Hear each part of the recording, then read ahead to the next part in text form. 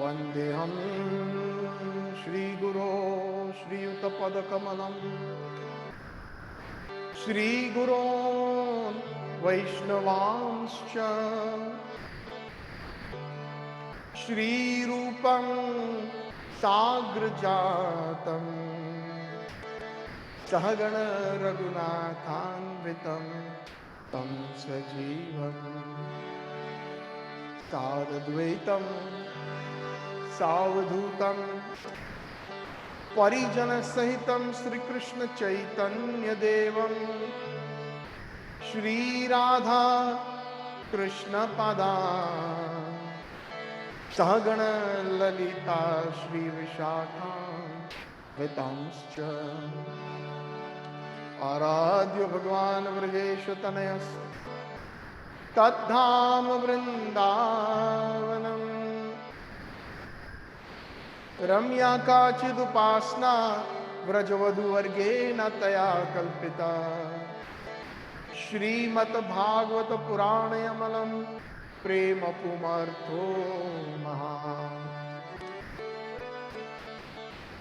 श्री चैतन्य महाप्रभोर्मतैदं नायत्रयाग्रह परः नवनीरदनिन्दित कान्तिधरं रससागर नागर भूपवरं शुभवंकिमचारु शिखंड शिखिं भज कृष्ण निधिं व्रजराजसुतम् श्रियकान्तः कान्तः परमपुरुषः कल्पतरो ध्रुमा भूमिश्चिन्ता मणिगणमयि तोयममृतम् कथा गानं नाट्यं गमनपि च वंशी प्रिय सखी चिदानन्द ज्योति परमपि तदा स्वाद्यमपि च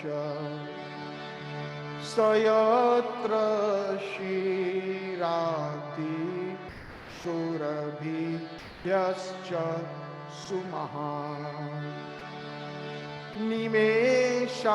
निमेषार्धाख्यो वा व्रजत हीना यत्रापि समयः भजे श्वेतदीपं तमहमिह गोलोकमिति यं वेदन्तस्ते सन्तः क्षितिविरचारः कतिपये राधिका सरोदैन्दु निन्दिमुखमण्डली वन्द्ये श्रीपादपद्म वृषभानु नन्दिनी वन्द्ये श्रीपादपद्म वृषभानु नन्दिनी ओ वन्द्ये श्रीपादपद्म वृषभानु नन्दिनी नमामीश्वरं सच्चिदानन्दरूपं लसत्कुण्डलं गोकुले व्रजमानं यशोदाभिमुखलद्धवमानं परमष्टमत्यन्तततो धृत्य गोप्या रुदन्तं मुहुर्नेत्रयुग्मं मृजन्तं कराम्भोजयुग्मेन सातङ्कनेत्रं मुहुशासकम्पत्रिरेखाङ्ककण्ठ स्थितग्रैव दामोदर भक्तिबद्धम् इदृक्सलीलाभिरानन्दकुण्डे स्वघोषनिमञ्जन्तम् आख्यापयन्तं तदीयेषु दग्नेषुर्भक्तैर्जितत्वं पुनः प्रेमस्तं शतावृत्ति वन्दे वरं देवमोक्षं न मोक्षमब्धिं वा न चान्यवृणेऽहं वरैषादयपीहा idam teva purnatham gopal balam sada me manasi avirashtam kimanye idam te mukham bhojam atyant neelay Prutam kuntalai snigdha raktaischa gopya muhuschumbitam bimba rakta adharam me manasi avirashtam alam lakshalabhe Namo Deva Damodara Ananta Vishnu Prasiddha Prabho Dukha Jalabdi Magnam Kripa Drishti Vrishyati Dinam Batano Grihaneshu Mamagyam Edhi Akshi Drishya Kuveratmajao Vaddha Murtai Vayadvat Tayamochitau Bhaktir Bhajau Krutau Cha तथा प्रेम भक्ति स्वकाम में प्रयच्छा नामोक्ष गृहमस्ति दामोदरेहा नमस्ते तु दाम्ने स्फुरद्दीप्ति धाम्ने त्वदीय उदरायथ विश्वस्य धाम्ने नमो राधिकाय नमो राधिकाय नमो राधिकाय त्वदीया प्रियाय नमो अनंत लीलाय देवाय तुभ्यं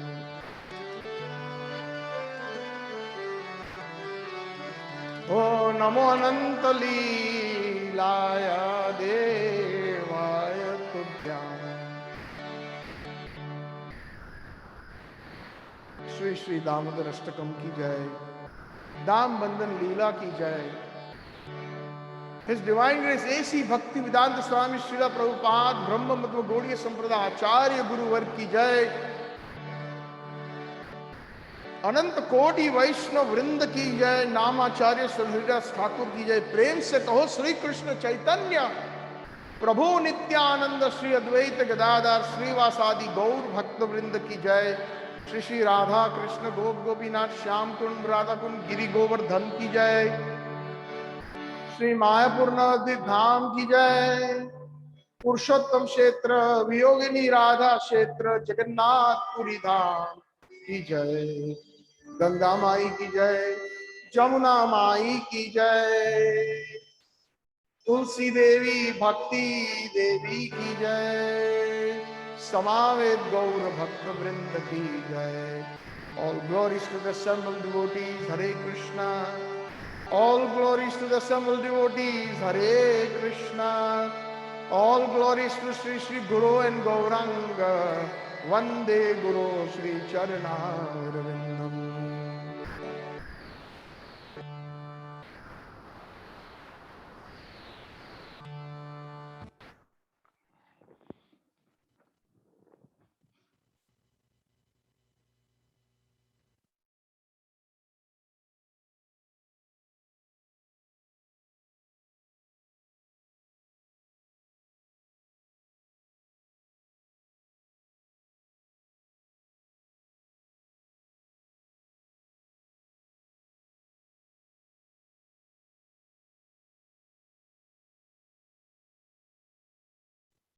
Hare Krishna, Krishna Krishna, Hare Hare, Hare Rama, Rama Rama, Hare Hare.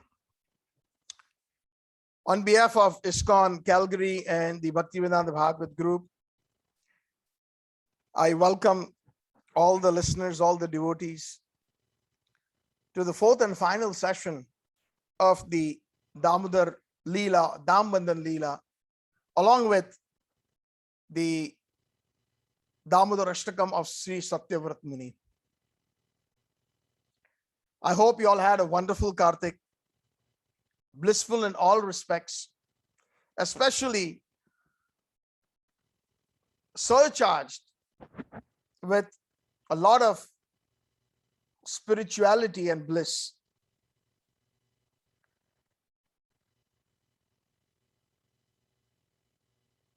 So continuing the Damodar Ashtakam, we completed 4 verses time is always of the essence, and last year I did about 8 weeks. So I will be kind of compelled to compress some of the subject matter so that I can wrap it up today. But I promise you that it is so sublime in nature because of the wonderful, wonderful, wonderful insight that our acharyas have gifted us. There are no words to express our gratitude with such wonderful explanations and the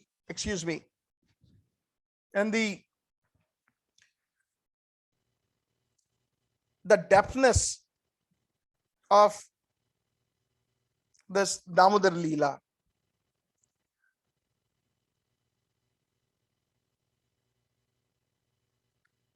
This Damodar Ashtakam, as you all can recollect, this is a conversation between Shaunak Rishi and Naradji in the Padma Puran, discussing the Damodar Ashtakam, whose author is Satyavrat Muni. In some Satya Yuga, he had compiled this wonderful Ashtakam, 8 verses, glorifying the inner beauty of Sri Krishna, his associates, and his own abode, Gokul or Golok Vrindavan. Last time and again, just to recollect a little of the important points, this Damodar Ashtakam, Sanatana Goswami Pad, he says through his inner realizations, because he is an eternal associate of Sri Radharani, and he has mentioned in his in the Hari Bhakti Vilas, there is a section where he has dedicated to the Damodar Ashtakam, and he has given his commentaries in Sanskrit, and he mentions that this is a subtle conversation, Suksma Samvad, between Satyavrat Muni and Sri Krishna. And here this conversation continues as we move on into the 5th verse today. But just to very quickly recap the 4th verse,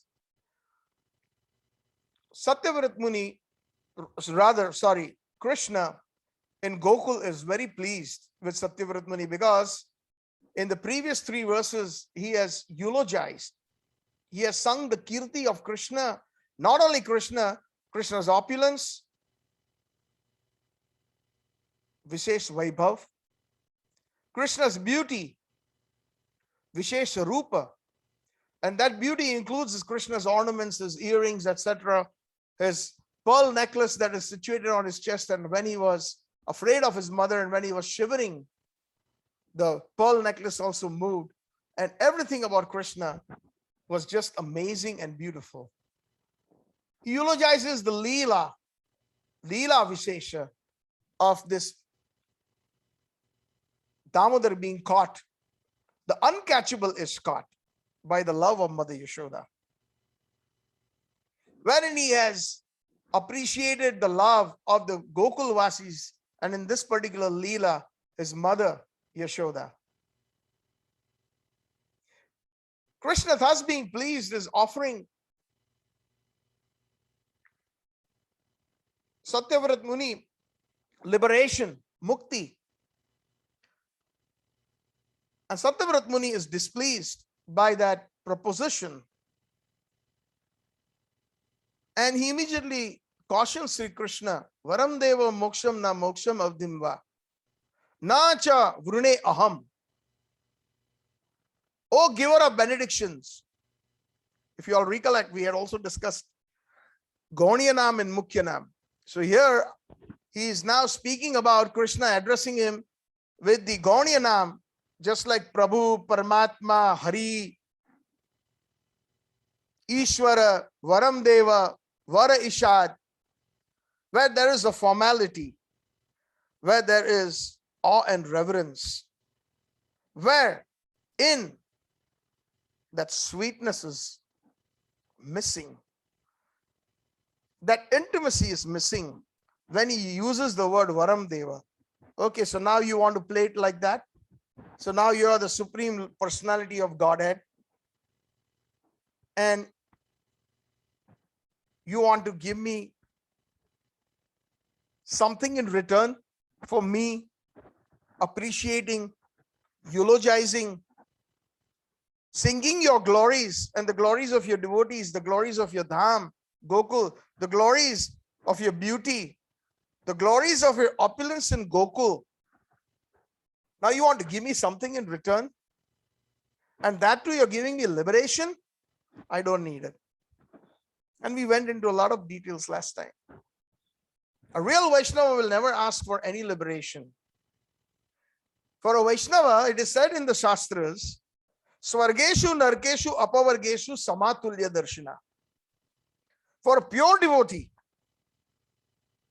of our highest caliber, whether he is situated in the heavenly planets, Swargeshu, Narkeshu, whether he has to even go to the hellish planets, Apavargeshu, Apavarga means Vaikuntha. Just like Vaikuntha, here the word that Satyavrata Muni uses is Avadhim. Varam Deva Moksham na Moksham Avdhim va. Va means or. And not cha anya. Anya means others. Before you even offer. Because Krishna is so pleased, okay, fine. You know, you don't want that Sayujya Mukti, that is the liberation that has been offered to demons. When I kill the demons, or when one of my avatars, they kill the demons, then the demons get Sayujya Mukti into the Brahma Jyoti, into the undifferentiated monoist region where there is no seva, but it is beyond the three modes of material nature indeed. There is a certain peace, but there is no such real seva, and there is no real darshan of the Supreme Lord or any of his avatars. That is the biggest punishment, and for a pure Vaishnava, it is considered hellish, that kind of liberation. And then there are four other kinds of liberation that Krishna says, okay, fine, I am still pleased with you. I can give you, these four liberations in Vaikuntha. Sayujya, Sarupya, Sarshti, and Samipya Mukti. Salokya, I can give you liberation where I live, or my avatars like Narayan, Vishnu, Lord Ramachandra, they reside in the Vaikuntha planets. Salokya, where I reside or where my avatars reside, you will also reside in the same planets. Sarupya, in Vaikuntha, all the Vaikuntha Parshads, they look like Narayan because they all have Chaturbhuja.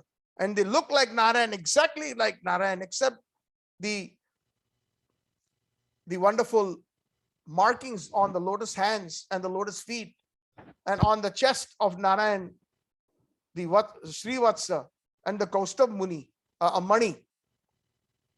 Other than that, they are so identical that the residents of Vaikuntha and Narayan, if they're standing together, one can hardly distinguish. That is called Sarupya Mukti. Sarshti, the opulence of Narayan. And Samipya, close as a servant of Lord Narayana or Lord Ramachandra in the Dasyaras. Sorry, not interested, my dear sir. And before you offer me anything else, nacha anya, others. And here anya means the tika in the Digdarshini that has been explained.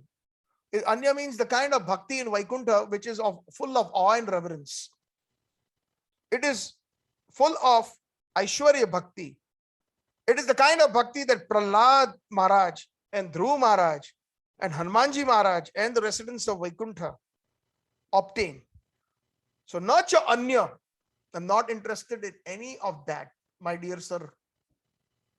Vruneyaham, I pray to you. Vara Ishad, oh, giver of benediction.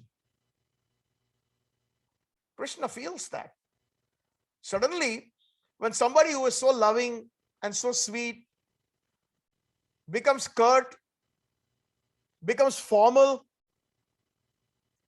then the other person will understand that perhaps I did something that I should not have done. So Krishna feels like that. So Krishna says, okay, fine. You define What is it that you would want? You don't want the liberation of the Mayavadis, the Brahmavadis, or the demons in the Brahma Jyoti. You don't want liberation in Vaikuntha. You don't want the bhakti that Prahlad and Dhruv Maharaj and other devotees of Vaikuntha are endowed with. Then what is it that you want? So he says, Idam te vapurnatham gopala balam sada me manasi avirashtam kimanye. Please, if you want to give me something, then what I just saw, your wonderful sweet pastime in Gokul, your Leela in Gokul, your Bal Gopal Leela, Sadame Manasi, in the core of my heart, may it always manifest these wonderful sweet pastimes. Krishna, thus being so pleased, and in one sense we can say he was testing the caliber of a devotee. You know, it's like in life, practically speaking, whether it is material education in school, colleges, universities, or it could be related to a job or business. For some, they put their own limitation. And they feel that this is enough for me. They draw their own line. And so the same when it comes to devotion. We kind of draw our own line. I'm just happy with what I am. Just like the yogis.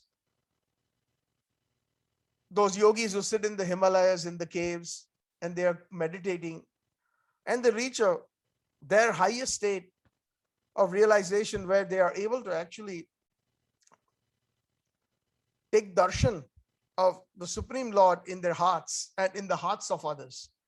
The darshan of the Chaturbhuj Paramatma, the expansion of Shirodak Sai Vishnu. And that's where their bliss is. But there are some who go beyond the yogi, where they want to, beyond the shantras, where they want to actually interact in the seva of the Lord as a das, as a servant. So when they have that inclination, then Krishna arranges that, and they are given an opportunity when they are purified and completely when they're in that mood, then they're given entrance into the Vaikuntha Lokas, where eventually Dasya Ras is predominant. And for those who are not satisfied with that and they want to go further into a deeper rasa of Sakhya, friendship, Krishna grants them that. And even that friendship he grants in even the Vaikuntha Lokas, he grants them in Mathura, he grants them in Dwarka, just like the Pandavas. But there is a certain friendship that is so sweet that he grants friendship in Golok Vrindavan, in Vrindavan, in Rajmandal, where there is Sambhrama Mitrata, where there is in Vaikuntha it is Sambhrama, whereas in Golok or Vrindavan it is Vishramba, where there is equality between friends. Vibhishan was considered a friend by Lord Ramachandra, but there was awe and reverence. There was immense respect that Vibhishan must offer Lord Ramachandra. And therefore there was a certain distance, although friends. Lord Ramachandra considered Nishadraj his friend as well. But Nishadraj, had to maintain that awe and reverence or the Aishwarya Rasa in that friendship, which is known as Sambhrama, Sakhya Rasa. But whereas in Golok, Subala, Sudam, Sridam, Stoka Krishna, and so many Sakhas of Sri Krishna, they are equal. Although Sridam is born of a poor Brahmin, and when Krishna loses in the game, Krishna, you lost. You have to catch your ears and you have to sit 100 up. You have to do the squats as we had agreed, whoever loses. So what if your father is the king of Vrindavan, of Raj? Excuse me. but you lost equality. And thicker than that is the prem of the gopis, Madhuri Rasa. Madhuri Rasa is also present in Dwarka and Mathura, where the queens of Dwarka, they consider Krishna the husband, their lover, etc. But the love or the lovers in Vrindavan, or the conjugal rasa in Vrindavan, is of amazing sweetness that is not possible anywhere else. In any region of this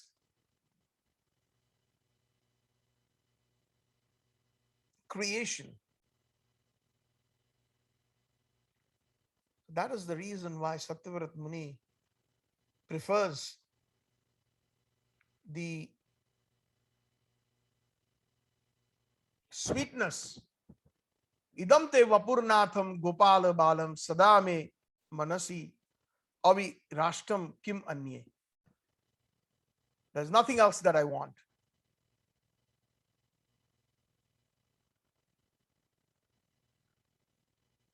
Now, moving into the 5th verse, this is an amazing verse that will make, I have always mentioned in the beginning also, and every time I spoke, why is it that Damodar Ashtakam, especially the Gaudiya Vaishnava Acharyas like Rup Goswami, Sanatan Goswami, Jiva Goswami, Raghunath Das Goswami, and the entire line of Rupanugas, why is it that they are interested in it? Because here in the 4th verse, he's saying, Idam te vapurnatham gopala balam. Gopal bal means the Vatsalya ras. The relationship, parental relationship. But we as followers of Chaitanya Mahaprabhu, we are not worshippers in that mood.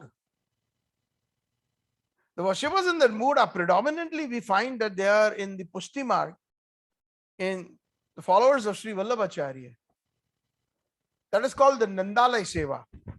Just like how Nanda Maharaj and all those gopis and Mother Yashoda, they served Krishna as a little child. Ours is what? It is Nikunja Seva. Our seva is that of the gopis of Vrindavan. And that has been expressly expressed in the Mangalarti that we sing every day in Iskcon, in the Samsara Davanal prayers. Especially verse number 6. Nikunja yuno rati keli siddhya yaya alibir yuktir apekshaniya tatra ati dakshad apekshaniya vande guroho Sri Charanaravindam. The pure Acharya in the line of Chaitanya Mahaprabhu, Vishwanath Chakravarti Pad, is addressing all those gurus by saying Vande Guroho. It's plural, not singular.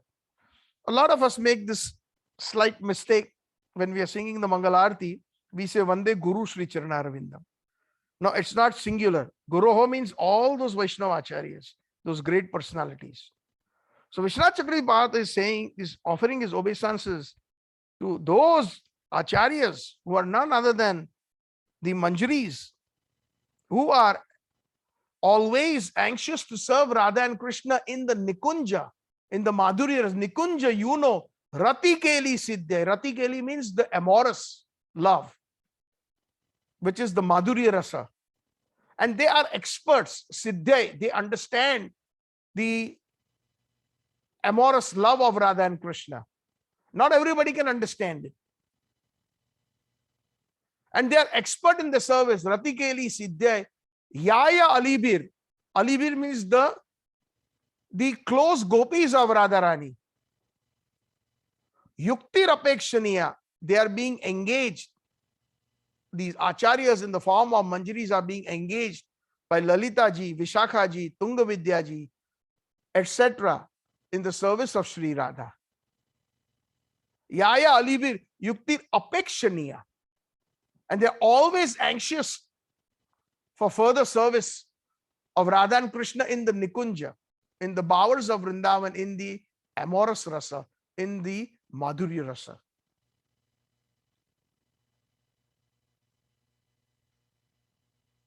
Tatra ati dakshat ati vallabhasya. And they are so expert in their services, and therefore they are ati vallabha. They are very, very dear to the gopis, especially Lalita, Vishakha, the Ashtasakis, etc., the inner circle, and Radha Krishna, and especially to Srimati Radharani. Ati Vallabhasya, one day I offer my obeisances unto those Guruho Sri Charnaravinda, unto all those great acharyas in the line of Rupa Goswami.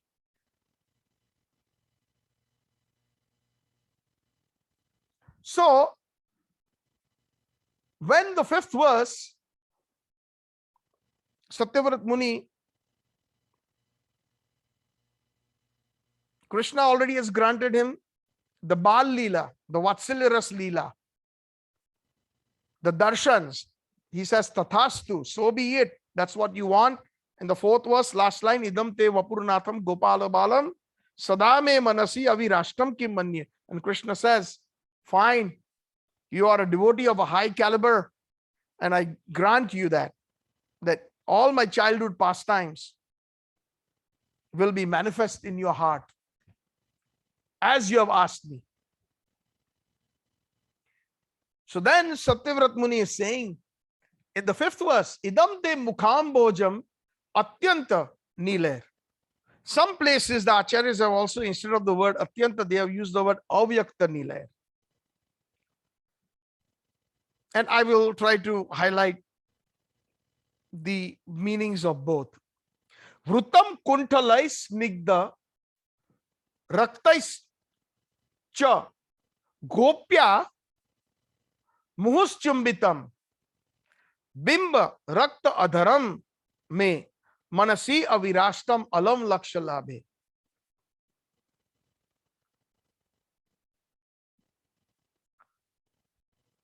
The word he starts is with idam in the fifth verse. And the explanation is idam means just like. Sanskrit word, if you translate it into English, just like or just as. But what does that mean? He says idam. So just as you have showed me your Bala Leela, now I'm going to make some requests. Please grant me those.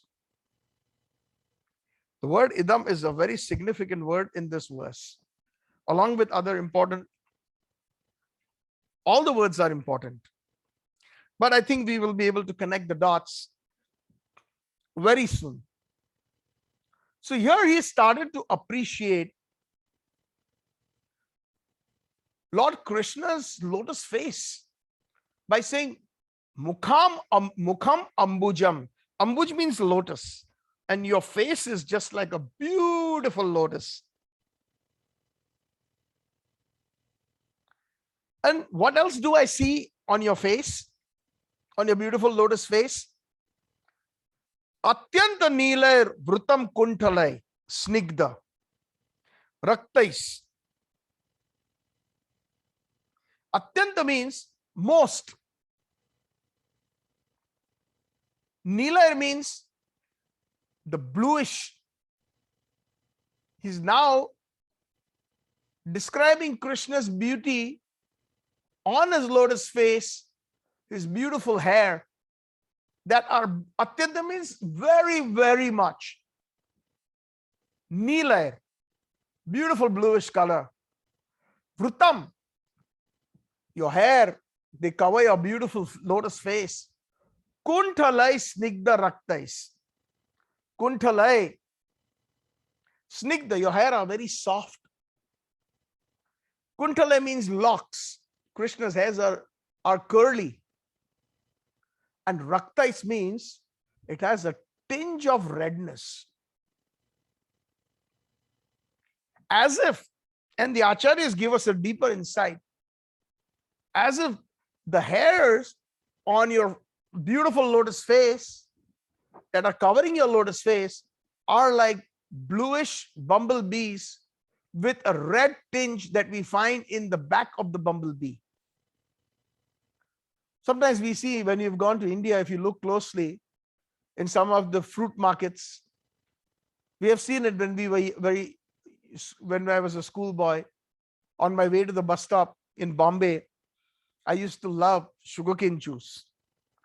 And for 2 rupees, we used to get a big tall glass of freshly pressed sugarcane juice. And when I saw, sometimes we saw that when the vendor was squeezing those long sugar cane in the machine, and when it came out and he dumped it in a dumpster, there were a lot of flies and some bees sometimes sitting on it. And you'll be surprised, and perhaps you all have the same observation if you recollect, some of those flies were big. They were not the common house flies. And some of the bees were also there trying to extract whatever little nectar was left in that discarded remnants of the cane.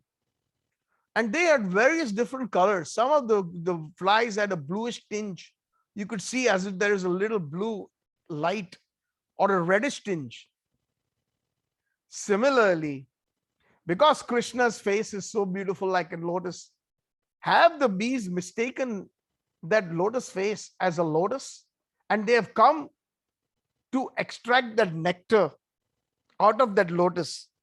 That is how the description of Krishna's beautiful hair is. One of the Astachapsakas in the Pustimarg Sampradaya, there are many, many kirtans. I don't know if it was Surdas or Paramanandas, perhaps it was Kumbandas ji, where it is described that in the early morning, when Krishna in the Mangalarti, we're talking about Srinath ji, and when he wakes up and when he is about to take a bath, Mother Yashoda is going to bathe him, and the sun has just risen, and the rays of the sun have started coming into the window. And Krishna is smiling as Mother Yashoda is preparing him for a bath. The beautiful white teeth of Sri Krishna that are like a white pomegranate teeth, because of the sun rays that are radiating on Krishna's teeth, they become orangish in color, reddish in color. And they become from a white pomegranate to a red pomegranate color. This is the beauty of Sri Krishna, that pure devotees have just, they are known as kavis or poets. That's one of the qualities, out of many, many good qualities of great Vaishnavas. They just describe the beauty like Vyasdev, Brahmaji, Tene Brahma Hridaya Adi Kavaye, in the very first verse of Srimad Bhagavatam. Lord Krishna imparted this transcendental knowledge in the heart of Adi Kavi. Adi Kavi, why? The first poet, Vaishnava poet, which is Lord Brahma. Lord Brahma has wonderfully composed the Brahma Samhita and many other wonderful compositions that are amazing. Therefore, he is known as Adi Kavi, because he is the first human being that was created in this material world. Adi Kavai. Our Srila Prabhupada himself, he was known as Kaviraj in the Gaudiya Math, because he was an amazing composer.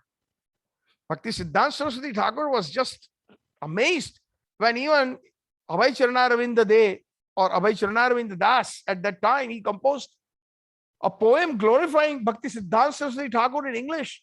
Adore, adore ye all the happy day, sweeter than heaven, brighter than May, when he appeared in Puri, the holy place, my Lord and Master, his divine grace. Like that, all these great Vaishnavas, Lord Shiva, he has composed so many wonderful stutis. Kada Kareshyasi Hamam, Kripa Kataksha Bhajamam, glorifying Srimati Radharani, I think about 17 or 19 verses. And like that, all Vaishnavas, Narottam Das Thakur, Vishwanath Chakripad, Bhakti Siddhanta Saraswati Thakur, Bhakti Vinod Thakur ji, regardless of which sampradaya, they are amazing composers. And Satyavrat Muni is no less. The beauty of Krishna's face. And here there's an amazing transformation in the consciousness of Satyavrat Muni. What has just taken place is amazing. There is a certain greed that has overtaken him. Greed is a bad thing in this material world. But everything emanates from Sri Krishna. Janmadi Asya. Vedanta Sutra, the very first acronym in the Vedanta Sutra. The very two words in the Srimad Bhagavatam. Janam Adi Asya. Janam means the creation. Creation of everything. Not only the creation of his own swamshas and different avatars and guna avatars and so many different expansions of Krishna, but Janam also means creation of the spiritual worlds, creation of Vaikunthas, creation of everything, including the material worlds. Janam, Adi. Adi means the sustenance, and eventually, especially in the material world, the annihilation or the Mahapralay. It all happens because of you, Krishna. And the Janam means the different rasas or the moods or all the different things, they all are emanating from Krishna. Just like we have different moods, hasya, humor, rudra, crying, and so many attributes like greed, lobha, kama, lust, or material or desires.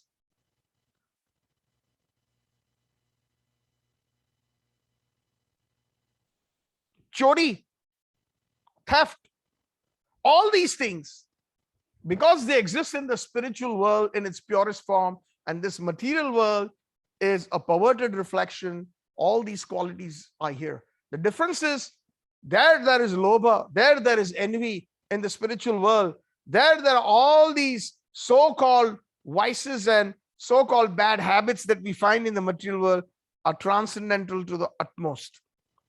It is for the pleasure of Krishna and for the pleasure of Krishna's devotees.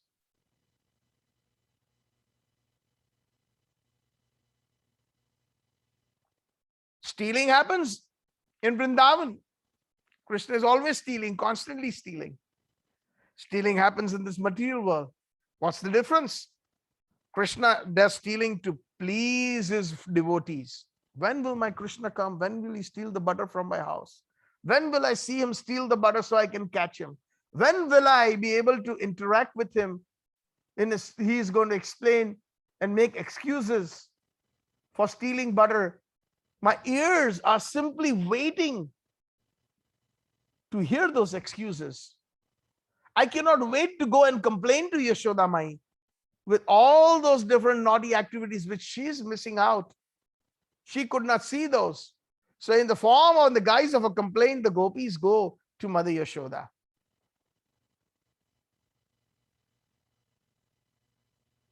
Bilvamangal Thakur has composed a wonderful Ashtakam known as Chor Ashtakam.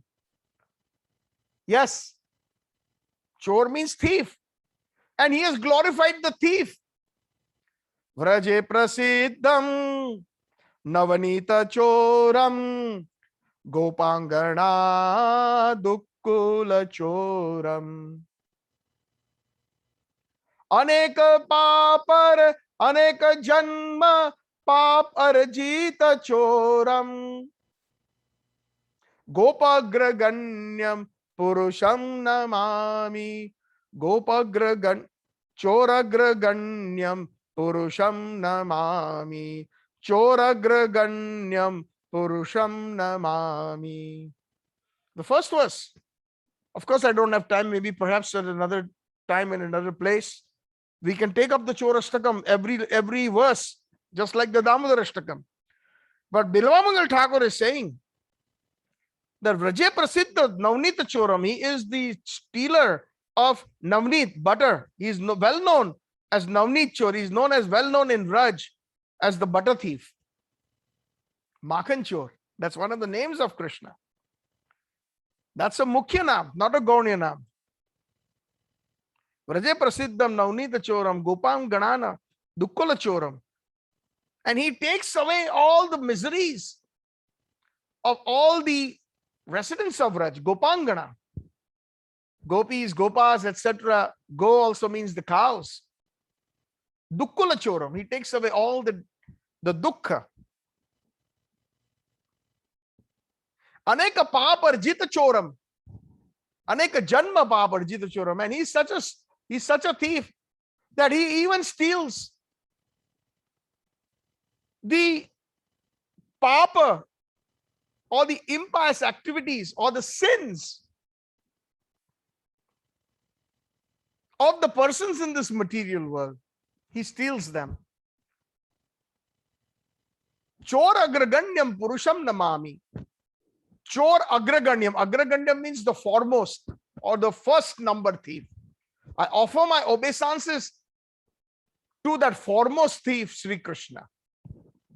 And further, he says, he is that chor who has stole the heart of Radharani, etc. So greed, cheating, etc. These are all bad things. But greed is very important if one wants to really advance in Krishna consciousness.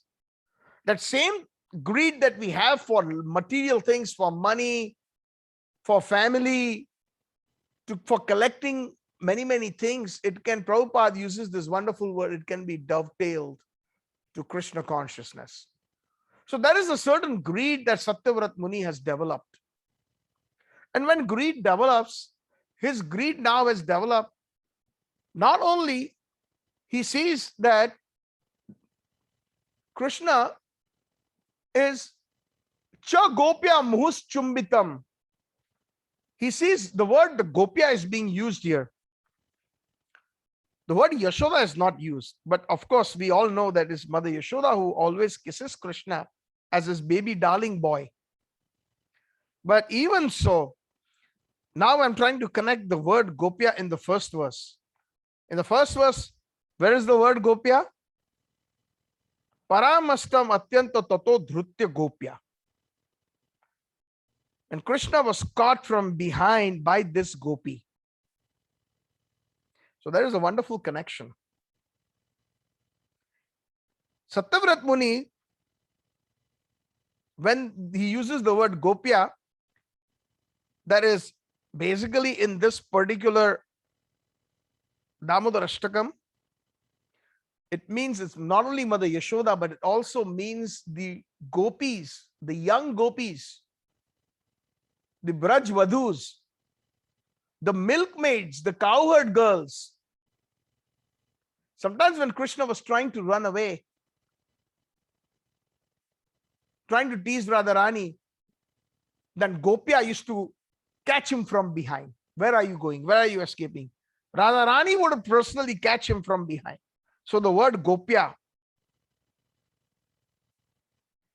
can be applied right there. So here it also means there is Madhurya Ras in this particular Damodar Ashtakam, which Satyavrat Muni has graduated further with a certain greed, because now he is actually addressing Sri Krishna with his lotus face first.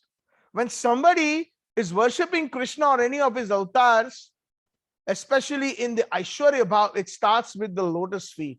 Please try to understand this tattva, that's very important. As a matter of fact, Srila Prabhupada has time and again mentioned that we in Iskcon, especially though almost all of you who are in sadhana bhakti, the worship of Radha Krishna should be like the worship in Vaikuntha, like of Lakshmi Narayan. What does that mean? It means it has to be immaculate. It has to be exactly on time. It has to be in perfect dasya ras. There has to be no hanky-panky business. There has to be no laziness. We can adjust our clocks with the Mangalarti in Iskcon, in any temple, no matter where we are in the world, or for the Guru Puja, or for the Rajbhog Arti or the Shayan Darshan. Immaculate. The dressing is immaculate. Everything is first class. There is no lax, no hanky-pankiness. Perfect. And that is the mood of Vaikuntha. Like we find in South India, if we go to the Balaji temple and the different Sri Rangam temple and the worshippers of Lord Narayana, those Brahmanas are so perfect that even if their pronunciations when they are reciting the mantras are perfect in Sanskrit. when they're offering the oblations, when they're offering so many different items, the upcharas, in such perfection they offer. That is Vaikuntha Ras. But what is the real Vraj Ras, which eventually we have to reach? That should be our goal. In Vraj Ras, it is known as the Rag Atmika Bhakti or Raganuga Bhakti, where it means that Raga means deep attachment or spontaneous attachment to Sri Krishna, where we are not told to do something. We all know that there are different stages in bhakti that are Ado Shraddha. We first have faith, so we start coming to the temple. And then we meet some Vaishnavas, Tatha Sadhu Sangha. And when we meet Vaishnavas, they tell us what is good for us in our spiritual life, what is not good for us. Sadhu Sangha Bhajana Kriya. Bhajan Kriya means they tell us that, oh, please come to the temple regularly. Please follow the 4 regulative principles: no meat eating, no gambling, no intoxication, no illicit sex. Read Bhagavad Gita, read Bhagavatam, read Prabhupada's books, chant the holy names, associate with the devotees, and whenever you get time, go to the different places where Chaitanya Mahaprabhu visited. Gaur Amara Jai Shab Sei Shab Stane Heribo Ami Pranay Bhakata Sanghe. Bhaktivinoda Thakur says that whenever I will go and visit all those different places of pastimes of Sri Krishna where Mahaprabhu went, in the accompaniment of Pranay Bhakta, those who have understood or those who are in that mood of amorous love, who understands the Gaudiya Rasa. Pranay Bhakata Sanghe. These are the instructions, Sadhu Sangha, that is the effect. Bhajana Kriya. And then when you're serious, you take initiation from a bona fide guru, coming in the perfect line of Chaitanya Mahaprabhu. And after that, some real bhakti starts, where there is nishtha, we affirm, ruchi, taste.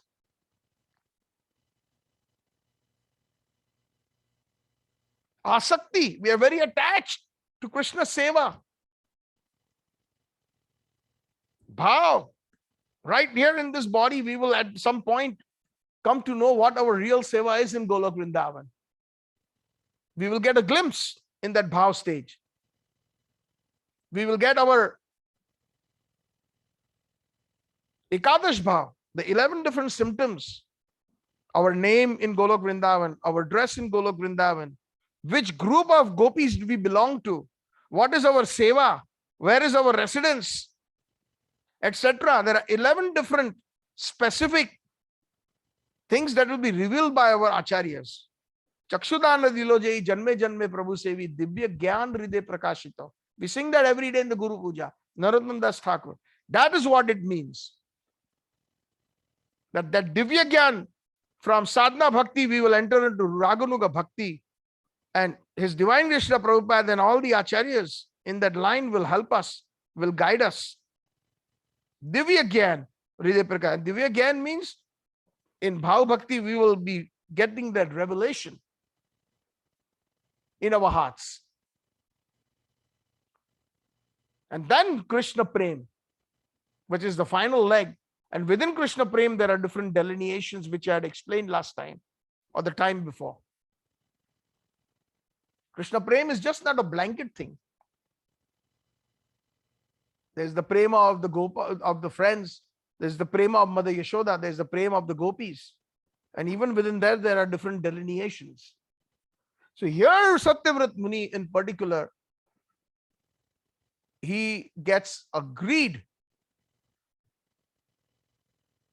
And that greed is now that he, instead of the sadhana bhakti where he first starts with Namami Ishwaram, Satchitananda Rupam, by first offering obeisances to Sri Krishna, now he takes the daring step of directly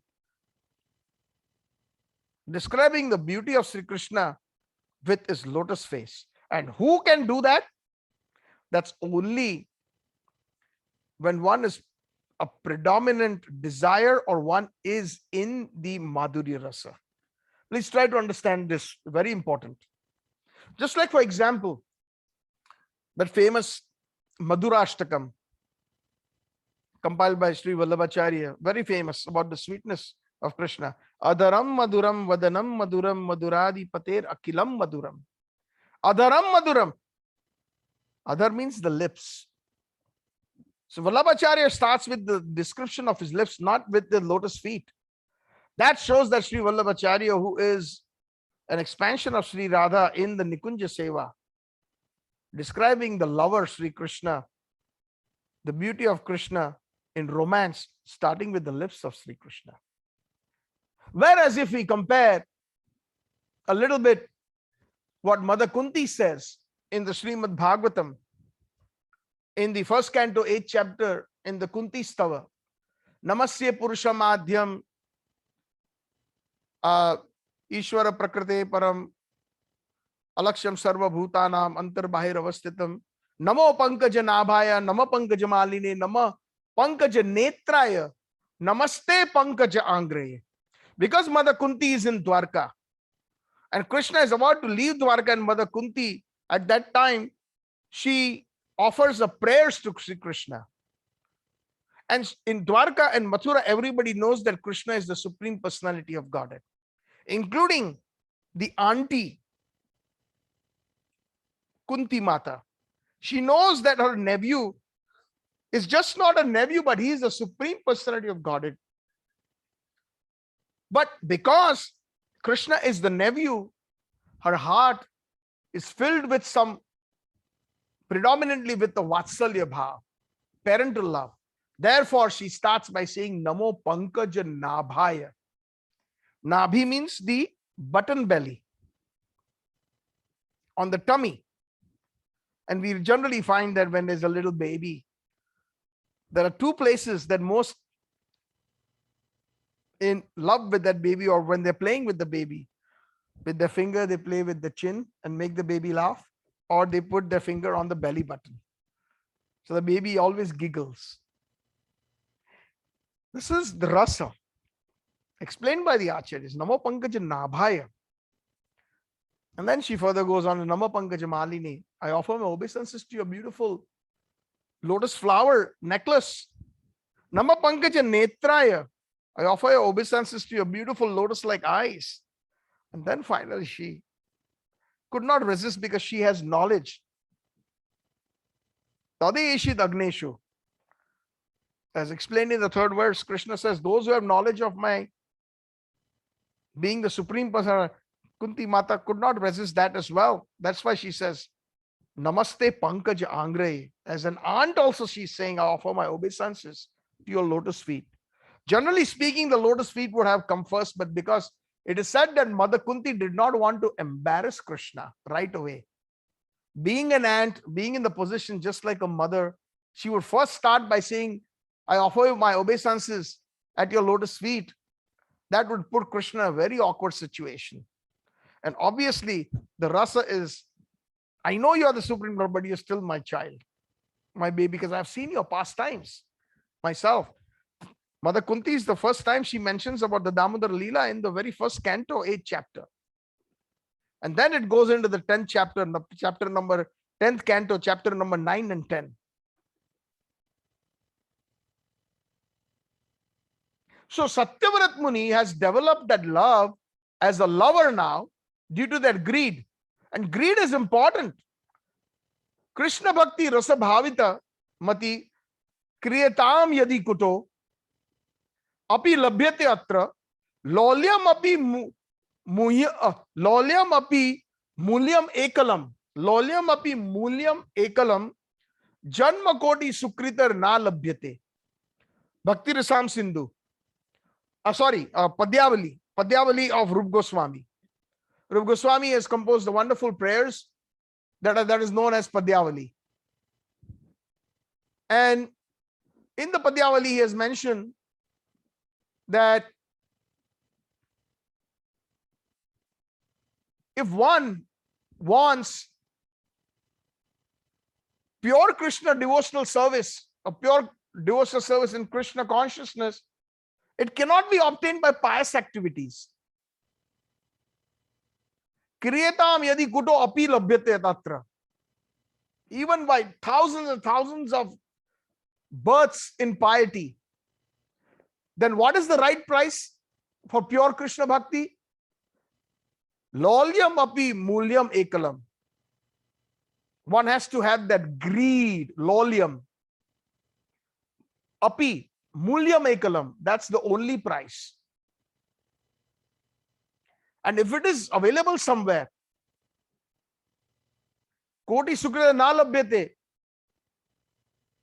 And if it is available somewhere, purchase it right away with your greed. Coming back to the Mangalarti again. 5th verse.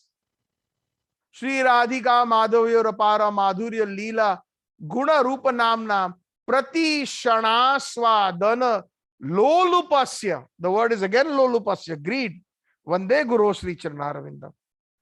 The Acharya in our Gaudiya line is always very, very greedy in describing the pastimes, the unlimited pastimes of Radha and Krishna in the conjugal rasa, in the Madhurya rasa. Shri Radhika Madhav, your apara Madhurya Lila, Guna, the wonderful transcendental qualities, Rupa, the beauty, and the names, Nam, Prati Shana, every moment our Acharyas, the pure Acharyas in our Gaudiya line, Prati Shana Aswadan, they are relishing. And they are relishing with great greed, Lolupasya. Vande Guru Sri Charanaravindam. Unto such gurus, I offer my obeisances who have that kind of greed. And Sri Vallabhacharya says, Adharam Madhuram, in the very first two words, Adharam, the lips. It is the beloved Gopi who is always first thirsting for the lips of Krishna. Even in the Gopi Geet we find Adhar Amrutam, the nectar of your lotus lips. The gopis tell Krishna that we could have died a long time ago in your separation. A long time ago we could have died, but somehow or the other, we have tasted the nectar of your lips. And your Adhar Amrutam, Adhar means the lips, and Amrut means like the nectar that brings deathlessness. So one who has tasted that, how can they die? Even if they want to die, they cannot die. In the Gopi Geet we find Suratavardhanam Sokanashanam Swarita Venuna Sustu Chumbitam Itara Ragvismi Nanam Nirnam Vrata Vitara Viranastate Adharam Grutam. O hero, O Krishna, please distribute the nectar of your lips, which enhances the conjugal pleasure and vanquishes grief. That nectar is thoroughly relished by a vibrating flute and makes people forget any other attachment. The gopis are envious of the flute because the flute is constantly being kissed by Krishna's lips. That greed, similarly, that is being described by Sri Vallabhacharya, Adharam Madhuram. Your lips are very sweet. Same way, here Satyavrat Muni has taken that daring step where he is describing Muhuschumbitam Bimba Rakta Adhara. Because you have been kissed again and again by Mother Yashoda, the Gopi, Gopya, and by the gopis, the young girls in Vrindavan, including Srimati Radharani, your lips are like so beautiful, like the bimba fruit. He develops that Madhurya Rasa Prem, seeing the gopis of Vrindavan kissing Krishna and Krishna kissing them. He wishes to be there. He wishes to be there. And therefore, he's saying, Muschumbitam bimba rakta adharam me, manasi avirastam alang lapshalabe. Just like you granted me that Vatsalya ras, idam te vapurnatham gopalavalam. Now my desire, please know, just like that, please fulfill this further desire. I've developed this greed, O Krishna. Manasi avirashtam alam lakshana. Now I do not care for any other things or any other labhe. Labhe means no matter what other benedictions or other things that I can obtain. I don't care, but I just want to be a part of this madhurya rasa.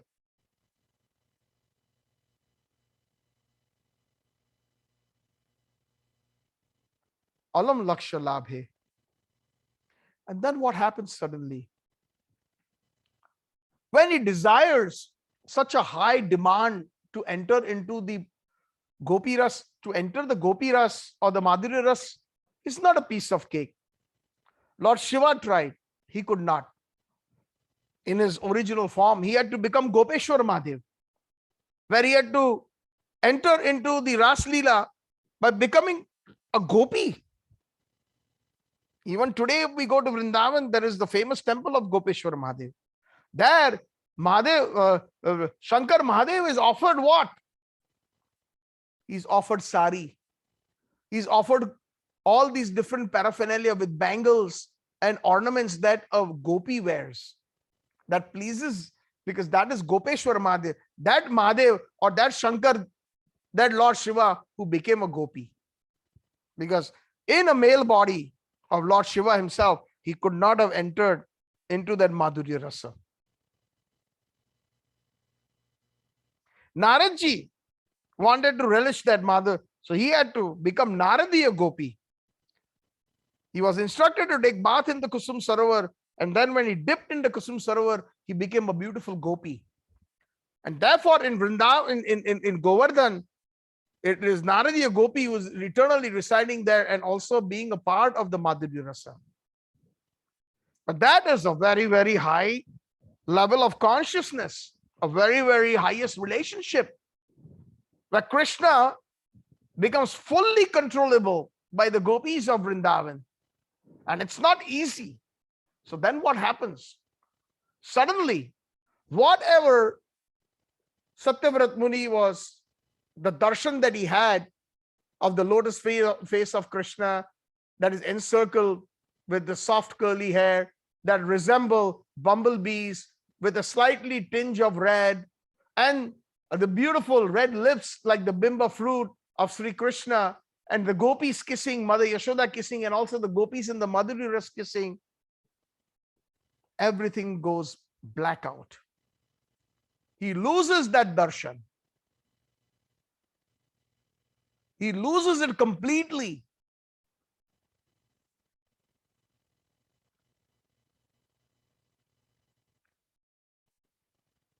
So then in the next verse, Satyavrat Muni is saying, Namo Deva Damodar Ananta Vishnu Prasiddha Prabho Dukkha Jalabdi Magnam Kripa Drushti Vrushyati Dinam Batanu Grihanesha Mam Agyam Edhi Akshi Drushyaha.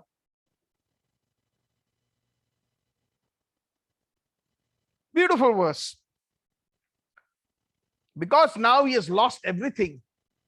One may wonder what happened. Why did Krishna be so cruel? Supposing if you want to give somebody something and then you take it back, that is very bad. It is better you don't give. Right or wrong, generally speaking, in our experience. Supposing you give a nice gift to someone, and then just because you are upset, you say, okay, give me my gift back. Now that is very, very horrible. But a devotee feels that something I must have done. And that is why I'm not able to see that transcendental vision that was granted to me. I must have done something very bad. I'm indeed very fallen. He takes a very humble stance. And also from the perspective of Krishna, why does he do that? So one particular pastime that I can quickly think of is Naradji himself. In the first canto of Srimad Bhagavatam, I think it's in the chapter number 5, 6, and 7, where Naradji is telling his own biography, his own story to Vyasdev. That as a little child, I never wished to play with different children. I was very serious. And I always was, serving Vaishnavas. And me and my mother, we were serving. And one time in our village came 4 sadhus, and they stayed for the Chaturmas during the rainy season. And my mother and I served them very sincerely. Vyasdev is explaining this to, Naradji is explaining this to Vyasdev, how I became Narad, the little child. So we served very sincerely, and they were very pleased with the seva, with my seva especially. So they gave me Uchista Lepan. They gave me their remnants, and I took their remnants. And then soon after, my mother, I lost her. She was bitten by a snake in the field when she woke up early in the morning. And then I was left all alone, in one sense. And he also says, we are never alone. Always the Supreme Lord is with us in our heart. But what he was trying to say is, all my attachments were cut. The only attachment I had is with my mother. That also Krishna took away, and that is a blessing. And then I went into the forest in search of Sri Krishna, in search of the Supreme Lord. And then suddenly, after some time, he showed me himself. And that was just for a second. And then he disappeared. And Naradji describes that felt so amazing and so good, but at the same time, it felt so bad that Krishna abandoned me. But then Naradji explains, the reason why he did it is to increase my enthusiasm, so that I would become even more steadfast in my bhakti. He gave me that darshan. It is said in the Srimad Bhagavatam, 10th canto, 3rd canto, I believe it's chapter 31, conversation between Kapil Dev and Mother Dehuti Mata, wherein Vyasdev describes Karmana Deva Netrena Dehu Jantu Upapatesh Striya Pravishta Udaram Retu Punusha Kanar Shraya. When a woman and a man in physical union, the jiva takes shelter into the semen of the Purusha, of the man, and enters into the womb of the woman. But according to the supervision of the Supreme Personality of Godhead and according to the karma of that jiva, they find the befitting parents. That jiva takes first shelter into the male body via the semen as a particle in the Purusha Retu Kanashraya. And as soon as that union happens, Vyasdev describes what happens on the 3rd day, on the 5th day, how that little, from the ovary, the eggs develops into a little bigger egg. And then after a month, 2 months, 3 months, the fetus takes a shape with little hands and little legs. And then in the 6th month or the 7th month onwards, it develops consciousness. And at that time, when the consciousness is developed in the mother's womb, everybody who is in the mother's womb gets the darshan of the Supreme Lord once.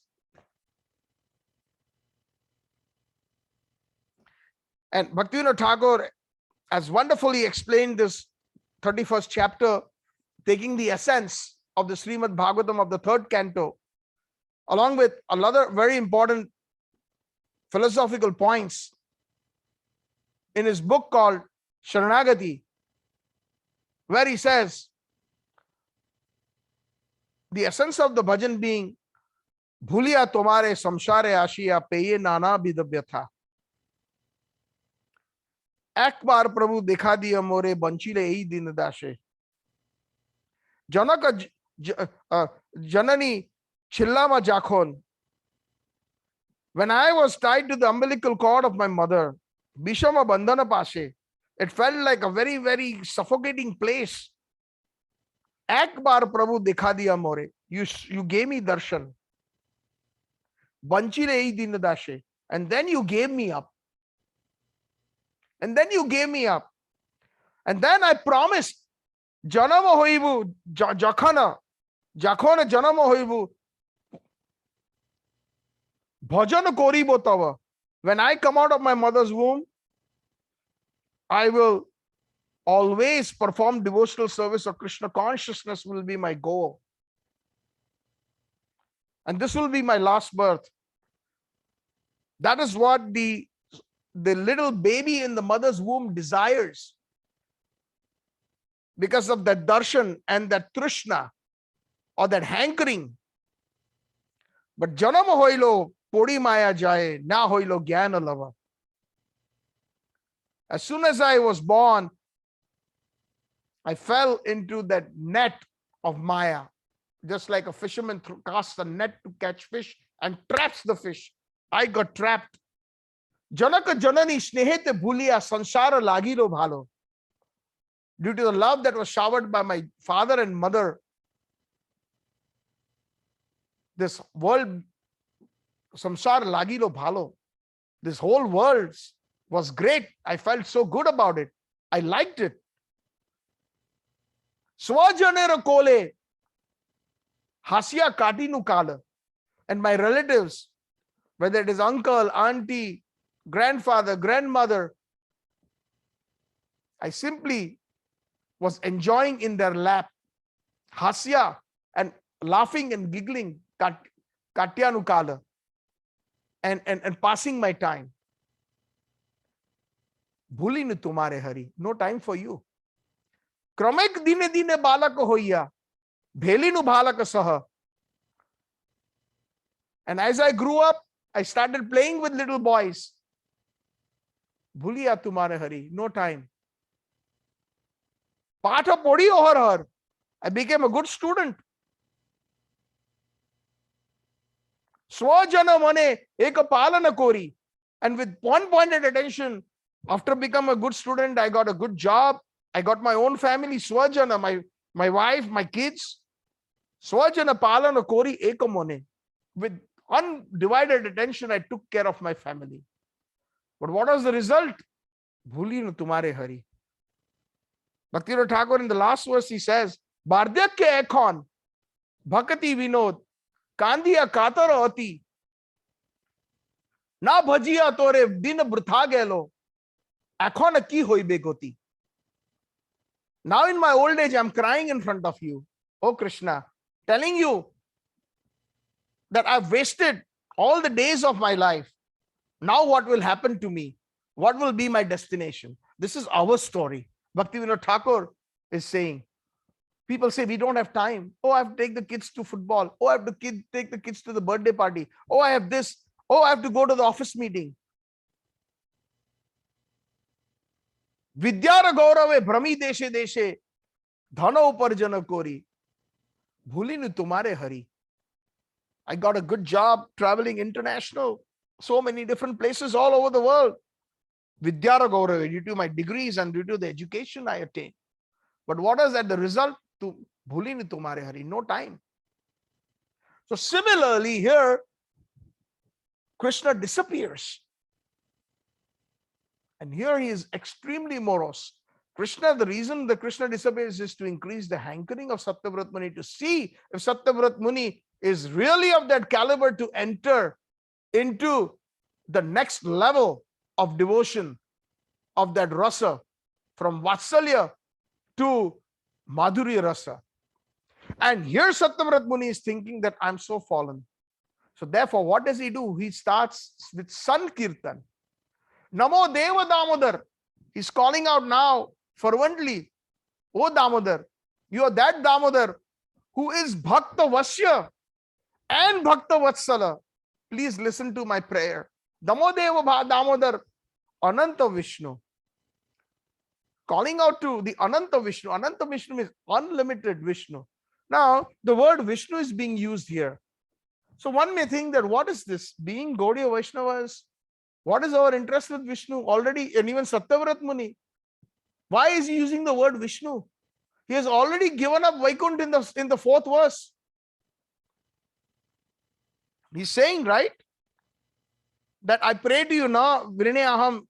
He's saying, I do not want Varam Deva Moksham na Moksham Abdimva. I do not want Vaikuntha. I do not want liberation. I do not want Mukti. Then where does Vishnu? Vishnu resides in Vaikuntha. So Sanatana Goswami explains the word Vishnu basically If we translate that in a simple terms from Sanskrit to English, means all pervading, one who is present everywhere. The all pervading. So the Vishnu that is here means it is Nandanandan Krishna, Yashodanandan Krishna, the lover of Radharani or the lover of all the gopis, Gopijana Vallabha in Vraj. He's simultaneously present in many parts of Vraj, performing simultaneous pastimes.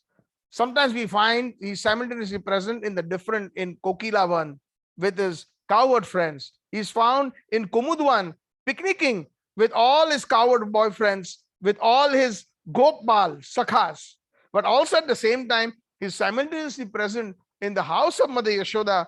He's sleeping and sometimes he is feeding on Mother Yashoda's breast, having her chest milk, because that Vatsalya Ras is there. He has to satisfy it. Simultaneously, he is present at his even calves. Sometimes because the cows love so much Krishna, when they see Mother Yashoda present, feeding Krishna so nicely, the cows sometimes feel that I wish, Krishna would feed of me. So then Krishna enacts that Brahma Vimohan Lila, where Lord Brahma kidnaps all the cowherd boys and the calves, and he duplicates himself into those cows because it was the desire of the gopis in Vraj, because they also felt the same intensity like Mother Yashoda to feed Krishna, to have Krishna on their lap. And the cows felt the same way. And because of that desire, Krishna is simultaneously present through different leelas. He's present in Radhakund, he's present in Nandagaon, he's present in Barsana, he's present in Khor Sakri in Barsana, he's present at Ter Kadam, he's present in Vamshivat, he's present in Seva Kunj, he's present in so many places simultaneously. And Bhaktivinoda Thakur explains that in the Krishna Samhita, that Golok Vrindavan is like a lotus flower, and each and every petal, the lotus flower has petals, like as you can see my hand depicting, and in every petal there is a different prakosta. In that prakosta, there is a particular petal or a prakosta or a region where Krishna doesn't grow up.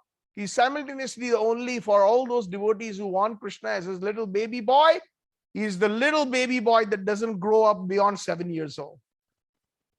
For some, in another prakosta, he is simultaneously continuously present in his Sakhya Roop.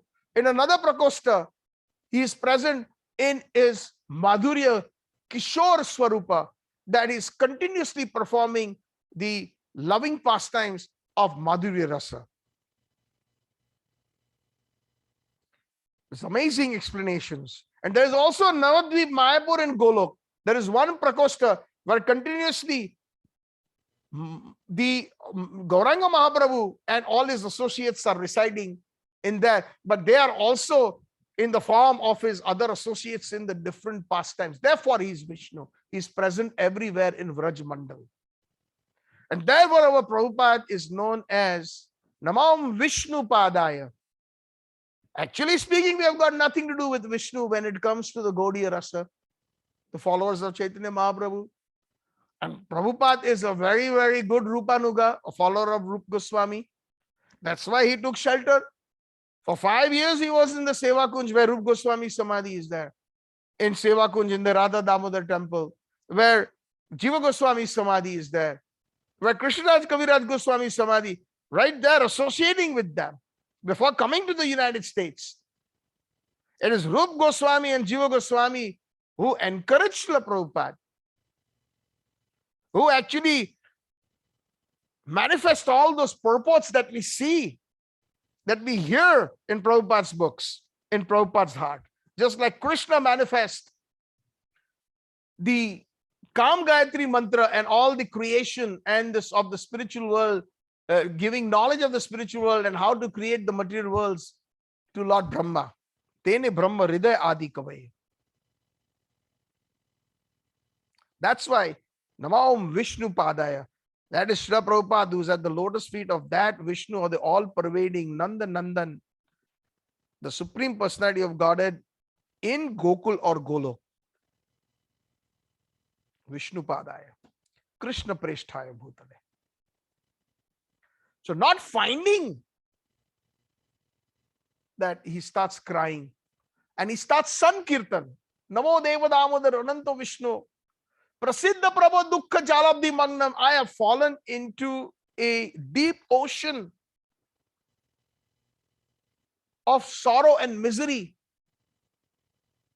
Jal Abdi. Abdi means an ocean. Kripa Drushti Vrushyati Dinam Batanu. Please shower your sidelong glances on me. I'm very fallen. Dinam Batanu. And that is the reason why I'm suffering now. Please, oh Krishna. So Sankirtan is the best way to attract Krishna. Regardless of what consciousness one may be, whether even in the Vaikuntha consciousness or in the Golok consciousness. It is Sankirtan that gives us the topmost. It is Sankirtan is like a Kalpa Vriksha. We say that, don't we? Vancha kalpatarobhyascha kripa sindhubhyevacha patitanam pavanebho vaishnavebhyo namo namaha. Though Vaishnavas are like desire trees. So what is the word hara mean? Hara means all the associates, all the Vaishnavas, headed by Srimati Radharani, Bhakti Devi herself. We are addressing her when we are addressing the first word of the Mahamantra, Hare Krishna. So that same way, Namo Deva Damodar. O Damodar, you bestowed mercy on Radha, Mother Yashoda by getting caught. Nobody can catch you. Nobody can bind you. You bestowed your mercy. Please bestow mercy on this fallen soul. I'm so fallen, I agree. Sankirtan. Dinahina jatha chilo hari name uddarilo tara sakhi jagaye modai. Hari hari bifale janama gainu. Manusha janama paiya. Radha Krishna na bhajiya. Janiya shuniya bisha khainu. Vrajendra Nandan Shachishuta hoilo shai. Balram hoilo nitai. Dinahina jatha chilo. Hari name uddharilo tara sakhi jagaye madai. Even the most fallen like Jagai and Madai, you delivered them with your holy name. Golokera Premadhana. This Premadhana of Sankirtan, even Nandan Krishna has taken shelter of the holy name. One may wonder how. Who is Mahaprabhu? Mahaprabhu is Krishna, the son of Nanda Maharaj. And he, in his internal mood, for 12 years chanted the Mahamantra. He took shelter in the Gambhira. He took shelter of the holy name. Hare Krishna, Krishna Krishna, Hare Hare. Hare Ram, Ram Ram, Hare Hare. For what? Because he wanted to obtain the mood of Sri Radha, the highest bhakti. What she's feeling, the glory of Radharani, and to taste his own sweetness. That was the internal reason. And that is why he took shelter of the Mahamantra. The Mahamantra is for the most fallen, and the Mahamantra is for the most exalted. The Mahamantra is Mahamantra. Sankirtan is Sankirtan. Sankirtan means Samyak Kirtan, it is Sankirtan. Samyak means complete, full. Full means in the perspective of the Gaudiya Vaishnava, full means Krishna in Vrindavan. Krishna in Vrindavan with his associates.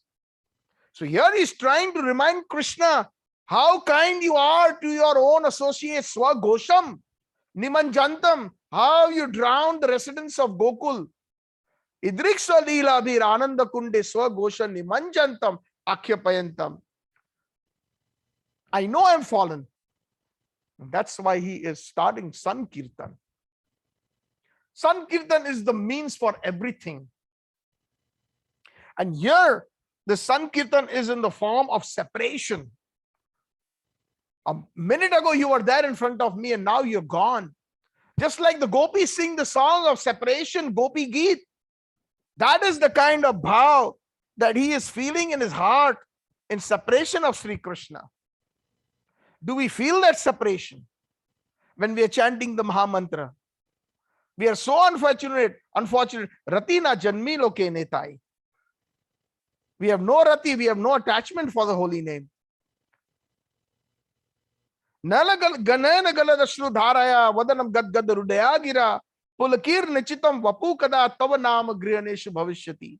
When will that day come when there will be torrents of tears in my eyes? Nayana galada shrudharaya. Vadanam gadgadurda. When will my speech be faltering? Krishna, Krishna, Krishna, Krishna, Krishna, Hari, Hari, Hari, Krishna, Krishna. Vadanam gadgadurda. Pulakir nichitam vapu kada. When will the hair stand on my body? Horripilation. Tava nama grihaneshu bhavishyati. That is the Bhav Satyavrat Muni in separation. He is calling out to Krishna. Namo Deva Damodar Ananta Vishnu Prasiddha Prabha Dukkha Jalati Magnam Kripa Drushti Vrishyati Dinama. Just like the gopis is saying, please show yourself for Tvai Dhrita Savas Jayati Te Adhikam Janmana Vraja Shrayata Indira Shashwadatrahi Daita Drishyatam Dikshutavakas Tvai Dhrita Savas Tam Vichinvate. Please show yourself. We are simply maintaining our breath just for you. Tai Dhrita Asavas, the life air, the prana. That is real Sankirtan in the Gaudiya Bhav. And then further he goes into the 7th verse.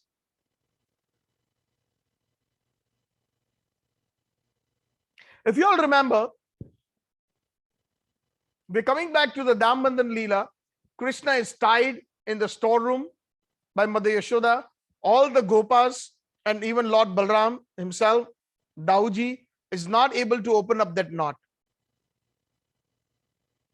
And then finally the boys are playing, the Gopals, they're playing around with Krishna, going around in circles, making Krishna laugh. Krishna was crying because nobody could release him from the knot. That knot was obviously tied in the higher rasa, which is Vatsalya ras. And the boys, Krishna's friends, they are in the Sakhya ras. The Vatsalya ras is higher. No matter how hard they tried, they could not, but they were trying to make the best of the situation. They tried to make Krishna laugh. Madhu Mangal and the others, they tried to crack jokes. And then suddenly an idea dawned. Why don't we go play outside? And then Krishna looks at himself. Look at me. I'm tied to the ukkal, to the upturned grinding motor. So then the boys say, we have an idea. Let us roll you out. And then we will play out and play in the main quadrangle into the front yard of Nanda Maharaj. So Krishna says, okay, that's fine. And all the boys, they simply, push Krishna, they roll him. Krishna is also, on his knees. And along with the ukkal, along with the long grinding motor, they all come into the front yard. And in the front yard, there are many trees. And especially there are two big trees that are conjoined, known as the Yamal Arjuna trees. Krishna, while playing, he has to do a wonderful pastime. The boys are running around and Krishna is trying to catch them, and they are playing with Krishna, and Krishna then suddenly goes in between the two Yamal Arjuna trees, and he gets caught up in the two main trunks in between because of the motor. And as soon as he gets caught in it, Krishna, Yogamaya, removes that covering that she has put on him, making him forget that he is the Supreme Lord. But for a second, she removes that covering to enhance the Leela, and Krishna is the most powerful personality, which is indeed one of the qualities of Bhagwan. He simply gives a little tug, and both huge trees come down with a huge thundering sound, and with a huge thud, they fall down. Here Nanda Maharaj and the elderly Gopas are taking the bath in Gokul at the Brahman Ghat. They heard the huge thud. They immediately started going towards Nanda Bhavan where the sound came. And from the kitchen, Mother Yashoda, who was preparing all the different items along with the other gopis who had come to help previously, who had gone to get all the ropes to tie up Krishna, now they're in the kitchen preparing for Diwali. They all come out.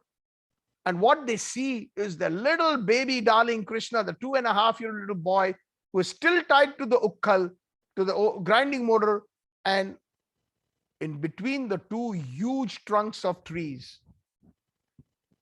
But prior to that, before Mother Yashoda and all of them, they come out, and Nanda Maharaj and the Gopas come from Brahma and God. Two personalities, they come out from these trees. And they look like amazing, very shining personalities, as if they were the demigods, the devatas of Swarga. And they circumambulated Krishna. They said a few prayers. And then they departed in the northern hemisphere into the sky. So here Satyavrat Muni, connecting the 7th verse, Kuveratma jau baddha murtaiva yatvat tayamochitau bhaktir bhajav krutaucha tatha prema bhaktim swakamme prayacha na mokshe griham damodarya. Here in the 6th verse, he admits that he is very fallen. And please do not leave me, O Krishna, I feel your separation. And he is now advocating for himself, just like a very good lawyer. In a court of law, when there are two good lawyers fighting a case, they both are very well versed with the law. But the best lawyer wins the case for the client. Similarly, here, Satyavrat Muni is saying that I'm indeed fallen, but do you know that those two very, very shameless personalities, the sons of Kuver, once upon a time, Naradji was passing by in that forest on the banks of the Mandakini river in the heavenly planets. And Nalagriva and Manigriva, the sons of Kuver, they were bathing naked in the river with some apsaras. And those apsaras were also scantily clothed, or they were not. And on top of that, they are drinking alcohol and having a good time with the apsaras. Not caring for a saintly person, Naradji, who happened to pass by not offering obeisances or acknowledging or trying to cover themselves. The apsaras, they had some shame and they ran from that spot when they saw Naradji, and they hid behind the bushes. But these two boys, they still remained in a naked state, and they were still drinking, and they were still making gestures for these apsaras to come out so that they can enjoy with them, not caring and not respecting a saintly personality like Naradji. So at that time, Naradji said, I must teach them a lesson for their own good. I'm going to curse them. I'm going to give them a shrap. And what was the shrap? He said that you are shameless, you two boys of Kuver. You are spoiled because of your father's position. Just like we find in today's world, especially in India, we go, or even in here, the children or the son of the congressman or the senator or the minister, they get away with murder. We find that in India so many times, that, they do the worst things, but they get away because they're the son of a minister. And Kuver is the treasurer in the court of Lord Indra, the Khajanji of Swargaloka, the treasurer, a very big position. So sometimes they feel that they are invincible. They are not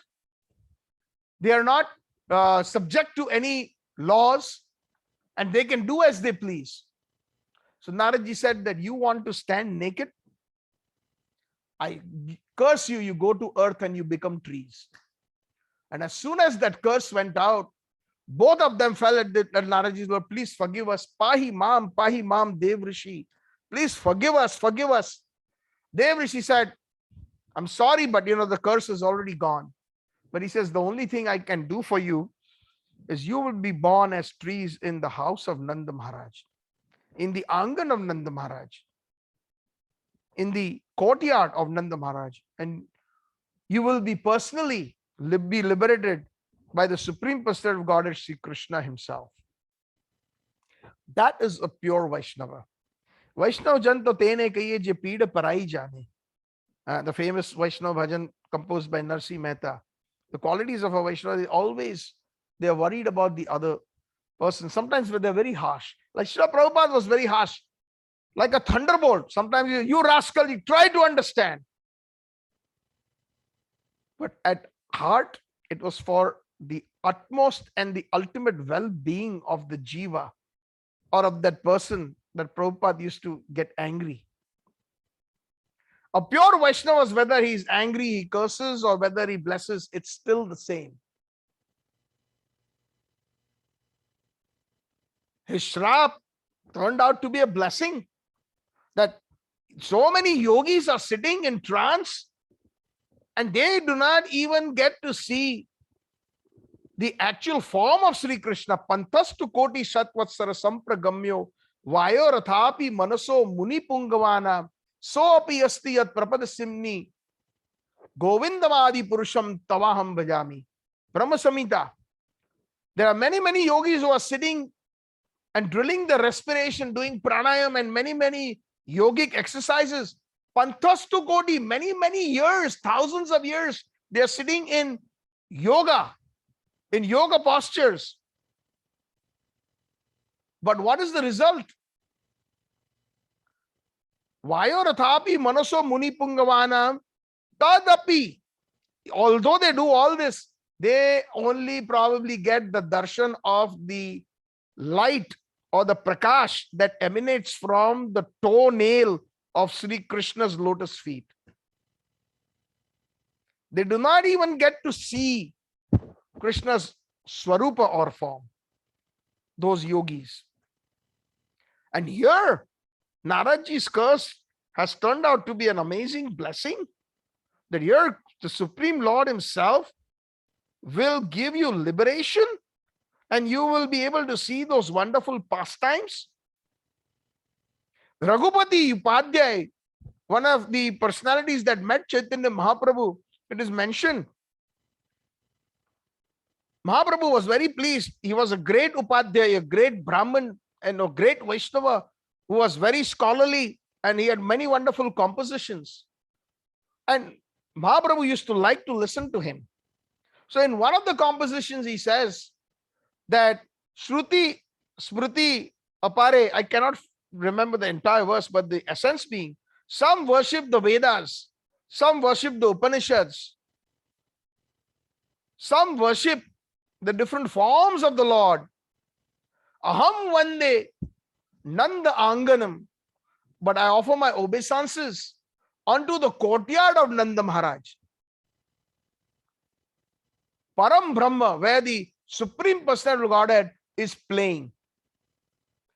So he's saying, I offer my obeisances to the courtyard or the yard of Nanda Maharaj, where the Supreme Personality of Godhead is playing in Gokul in that. Aham Vande. Mahaprabhu was very pleased when he heard this composition. So similarly, they were cursed. And in the 7th verse, Satyavrat Muni is saying that look at these two boys, how horrible they were in one sense. If you can see their behavior to a great Rishi like Naradji, naked, drinking, and flirting with naked girls. So if he is fallen, I am also fallen. And what did he do for them? Like a good lawyer will say that to a judge, my dear Lord, in such and such a year, in case number such and such, there was a similar situation. And in that particular case, the judge ruled in favor of the defendant.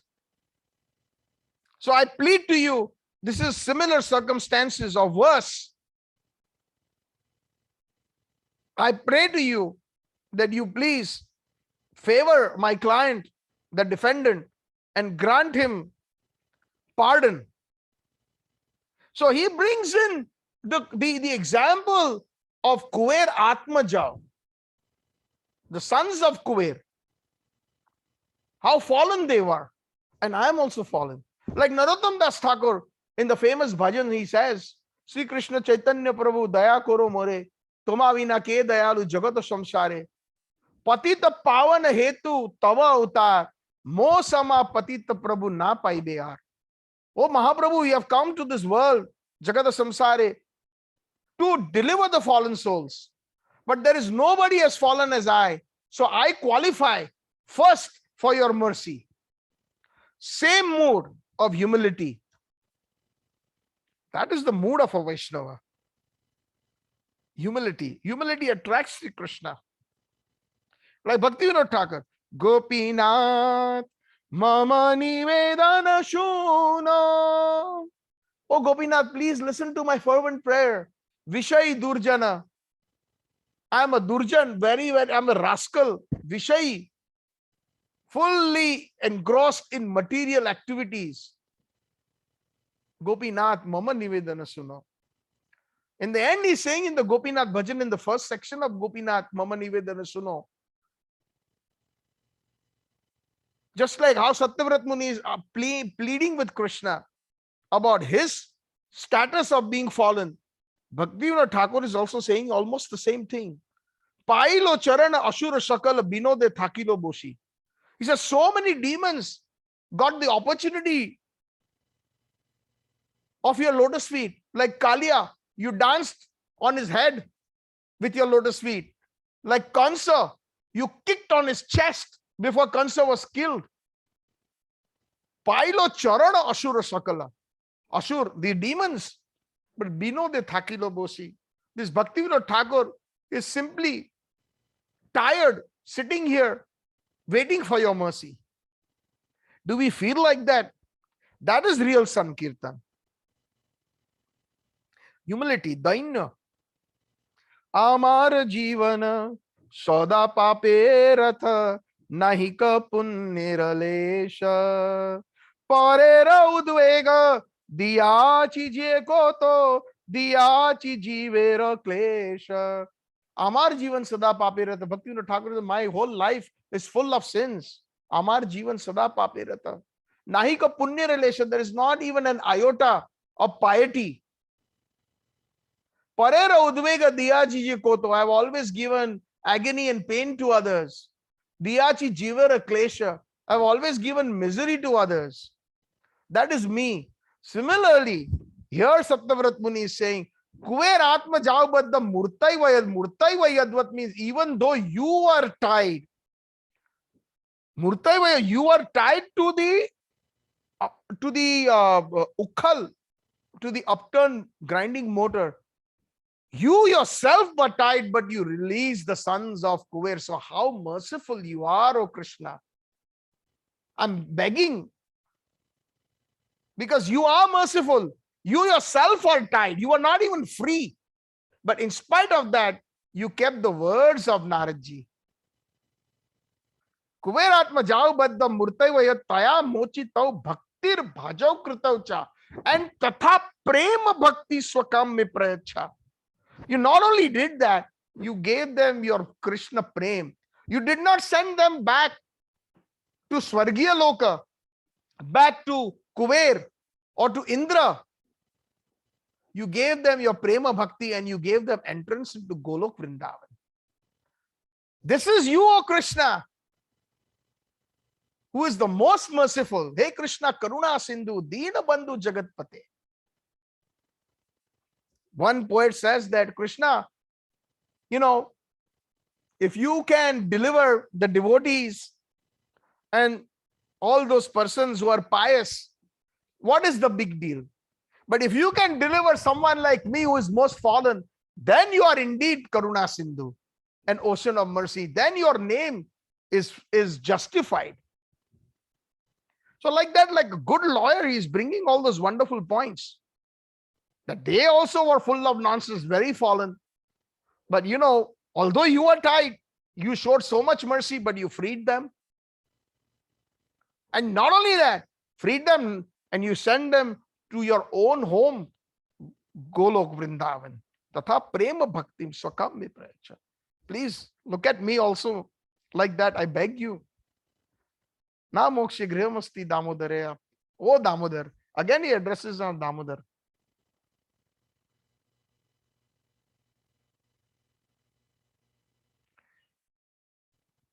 Tatha prema bhaktim. That prem bhakti that we are talking about here is, why is that? So our acharyas explain. Damodar bhakti baddham, that the first, in the first verses, as this mentioned, Namami Ishwaram Satchitananda Rupam Lasada Kundalam Gokule Brajamanam Yashoda Biyulu Khalat Dhavamanam Paramastam Atyanta Tato Nritya Gopi, and the second verse. Sthita Graiva Damodar Bhakti Baddham. What does Bhakti Baddham means? Not actually, he was tied to the motor with the rope. That is Baddham, out of love of mother. But Bhakti Baddham means bound by the love of the devotee. Damodar Bhakti Baddham means when Krishna was able to, when Mother Yashoda was able to put Krishna on the floor and says, watch that pot and I will run and I'll be right back after I take care of that milk. But Putna, the strength of 10,000 elephants, was not able to get rid of Krishna's grip. That is Damodar Bhakti Baddham. Nobody can catch Krishna, but Mother Yashoda was successfully able to catch Krishna from the back. That is Damodar Bhakti Baddham. Nobody can tie Krishna, but Mother Yashoda was able to tie Krishna with her love. That is Damodar Bhakti Baddham. And here Damodar Bhakti Baddham in the 7th verse means that here is bound by the words of Naradji, who is his pure devotee. When Naradji says that Krishna will personally, the son of Nanda Maharaj will deliver you, then Krishna is bound by the love and the words of Naradji, because Naradji is a pure devotee. And whenever a pure devotee says something, Krishna is bound. Sharanga Sharnagata Hoibe Jar Tar Pratna Sune Brajendra Kumar. Bhakti Vinod Thakur says that when one who is fully surrendered to Sri Krishna, Sharanga, with all the 6 branches of Sharanagati, Tar Pratna Sune Brajendra Kumar, the son of Nanda Maharaj must listen to his prayer. Sometimes we wonder why Krishna doesn't listen to our prayers. But are we fully surrendered to Sri Krishna, like the acharyas, like the pure devotees? If Prabhupada says that chant minimum 16 good rounds, follow the 4 regulative principles, and you will go back home, back to Godhead in this lifetime, Krishna must listen to him. Although in the Gaudiya Math, the minimum standard that Bhakti Siddhanta Saraswati Thakur set was 64 rounds. In New York, when Srila Prabhupada gave Diksha to the first batch and says, tomorrow I'm going to initiate you.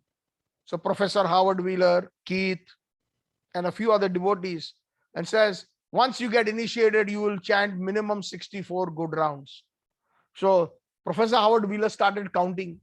Whew. Swamiji, impossible. That will take about 14 hours a day. Because it used to take about 10 minutes or 12 minutes for them to chant 1 round of the Hare Krishna Mahamantra. So then Prabhupada smiled, okay, 32 good rounds. Swamiji, that's impossible. 6 or 7 hours of chanting.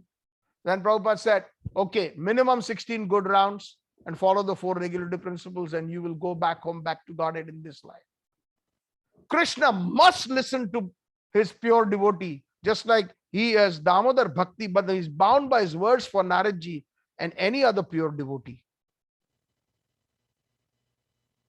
That is the love of Krishna for his devotees. In there's one kirtan or a bhajan in Hindi. Prabal prem ke pale padkar prabhu ko niyam badalte dekha. Apna maan tale tale jaye par bhakt ka maan na talte dekha. And there's so many examples. The Supreme Personality of Godhead himself is light. He had to change the rules of the game just to save the integrity and the honor of his devotee at the cost of his own honor. In the Mahabharata, Krishna promised that I will not pick up any weapon. I will not participate in the war. He promised that to Duryodhan. I will only be the charioteer of Arjun. And you can have my Akshahuni Sena. You can have my army and everything.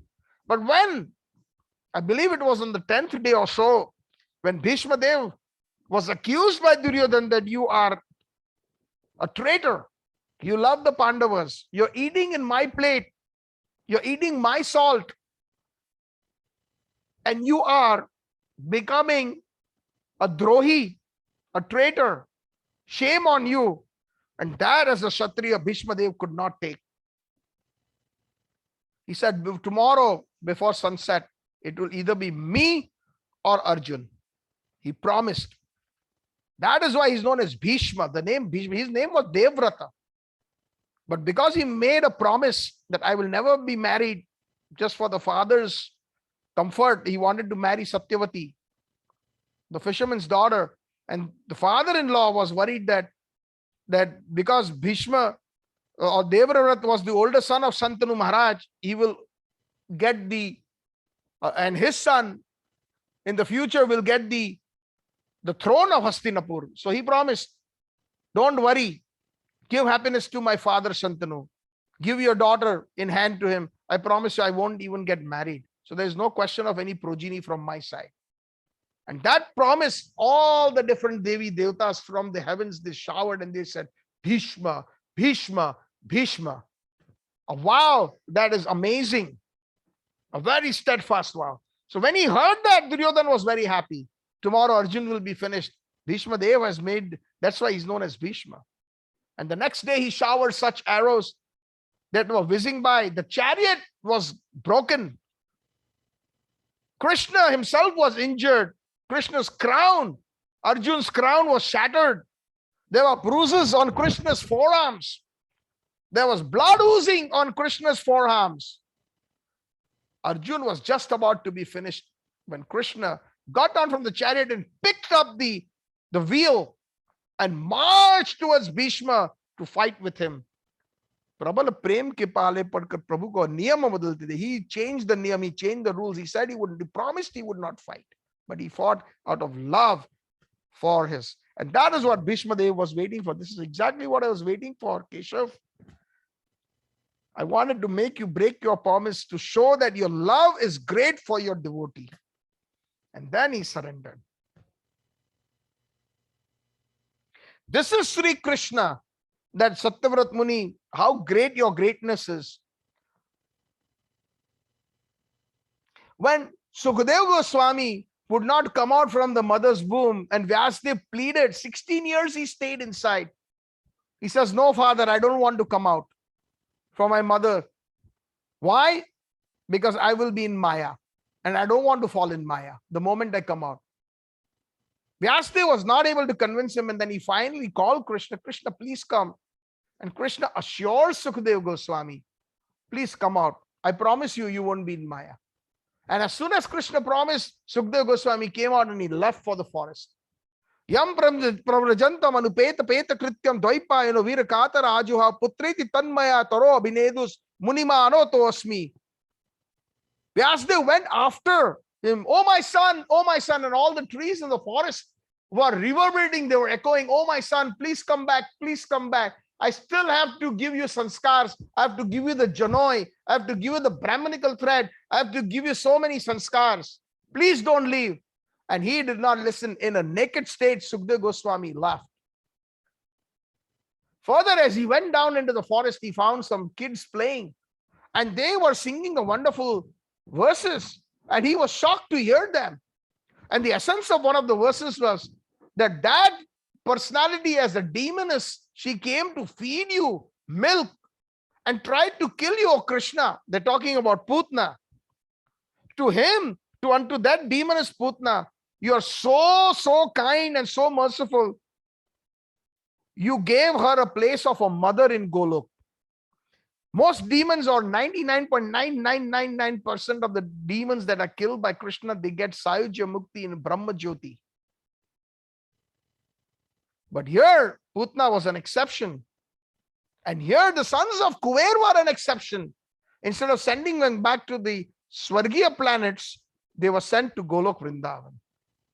He was making a very strong case. They are fallen, I am fallen. You are so kind, so please be kind upon me. Naradji, Prema Bhakti Baddham. And not only that, because these two sons were the sons of Kuver, Kuver is a devotee of Lord Shiva. A very, very ardent devotee of Lord Shiva. And Lord Shiva is my devotee.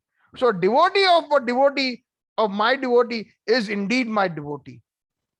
Therefore, he did the special favor to the sons of Kuver. So that is the 7th verse. And then Satyavrat Muni further pleading into the 8th verse, he says, Namaste tu damne sfurad dipti dhamne twadi udarayatha vishwasya dhamne. Namo radhikaya twadiya priyaya namo ananta leelaya devaya tubhyam. Here He is just like in the beginning. He remembers Krishna was pleased when I was talking about his wonderful earrings touching his cheeks. Namami Ishwaram Satchitananda Rupam Lasata Kundalam Gokule, in Gokul, that wonderful sight. How fortunate those earrings are. So here he is offering obeisances unto that rope. Namaste tu damne. Everything in the spiritual world, again, we have to remind ourselves, is they are Vaishnavas, they are chitta, they are real personalities. That rope is also a real Vaishnava. So he offers that obeisance. How fortunate that rope is. And what is that rope? Why I am offering my obeisances? Just to remind Sri Krishna that that rope is not an ordinary rope. It is the concentrated prema of your mother that was able to tie you. It's the concentration of prema. Namaste tu damne. Sfurat dipti dhamne. Sfurat. It is full of splendor. Just like when somebody does a wonderful thing, oh, splendor. Wow. It's like a wow. That rope is wow. Because it is the concentrated prema, not only of Mother Yashoda, but because he has already had that deep desire to go into that Madhuri Rasa.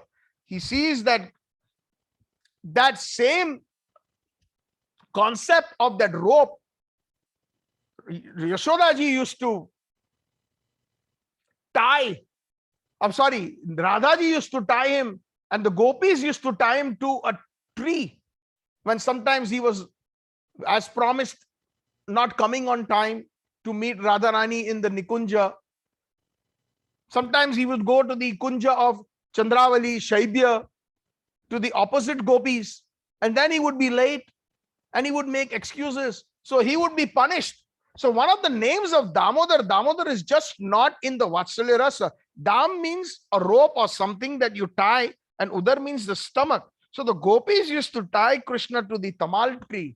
Radharani has punished Krishna, and Krishna would love to get controlled by them, and therefore he is known as Damodar.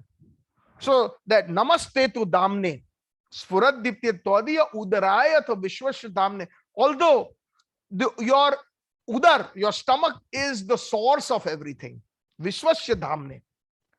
Because as the subjective portion of Krishna and Golok Vrindavan expands as Baldev, Radharani, and that Baldevji expands into Dwarka and Mathura as Vasudev, Sankarshan, Pradyumna, Aniruddha. And the Sankarshan in Mathura further expands into Vasudev, Sankarshan, Pradyumna, Aniruddha in Dwarka. And the second Sankarshan in Dwarka expands further into Mahavishnu. Mahavishnu expands into Garbhodaksayi Vishnu. And that Garbhodaksayi Vishnu expands into each and every Brahman in this material world. And it is that Garbhodaksayi Vishnu, from his lotus navel emanates that Hiranyagarbha, that lotus flower, from which the first created being, Lord Brahma, appears. And in that stem, the Chauda Bhuvan, the 14 planetary systems, the 6 upper planetary systems of the Swargiya Lokas, middle Prithvi, and the 7 Narkiya Lokas of the 7 hellish planets. So I know that ultimately the source of all this creation is happening from your tummy. In spite of that, you were tied with that rope of love by Mother Yashoda and the gopis. Therefore, I offer my obeisances unto that rope. And further, because now he has desired that deep, deep desire to enter into the Madhurya Rasa as a gopi, he needs the grace of the gopis and Radharani. And therefore, now he is pleading to them, Namo Radhikaya Tvadiya Priyaya, Namo Ananta Lilaya Devaya Tubhya. I offer my obeisance to Radhika. She is the pinnacle of Rasa Bhakti. Please, O Radhe, show mercy on me. Engage me in the Nikunja Seva, in the Ras Leela. Namo Radhika Tvadiya Priyaya. Tvadiya means not only Radharani, but all the other gopis in Madhurya, that is called Tvadiya. It's a very significant word. Priyaya, they are very, very dear to you. Please shower mercy. So not only Krishna, but he's pleading to the gopis and Radharani. Namo Ananta Lilaya Devaya Tubhyam. and I offer my obeisances to all those wonderful Leelas in Vraj Mandal. And Leela is particularly is talking about Ras Leela here. He wants entrance into the Ras Leela, which is the pinnacle of Madhurya Rasa. Leela, our acharyas explain, one of the meaning of Li means to embrace, and La means to accept. And that happened with all the gopis in the Ras Leela. They embraced Krishna and Krishna accepted their embrace. So, Namo Ananta Leelaya Devaya Tubhyam. Satyavrat Muni is now given entrance into that Madhurya Rasa. And therefore, now he is offering his obeisances unto all the gopis and unto all the Madhurya Rasa pastimes in the last two lines. Last line, Namo Ananta Leelaya Devaya Tubhyam. That is why our Gaudiya Acharyas have shown a very particular reason, especially in the month of Kartik, because it has the Gaudiya Ras in it. And the pinnacle of the Gaudiya Ras, or our proyojan as sadhana bhakti devotees, our acharyas are saying, become like Satyavrat Muni, determined. Become greedy. Just by reading Bhagavad Gita, we will get the opulence of Sri Krishna, which he has far rejected. Satyavrat Muni. Varam deva moksham na moksham avdimva. That opulence. Bhagavad Gita will take us to Vaikuntha. It will take us to Dwarka. It will take us to Mathura, but not to Golok Vrindavan. There is no Krishna Prem in Bhagavad Gita, but it is necessary, just like the foundation of a building has to be strong.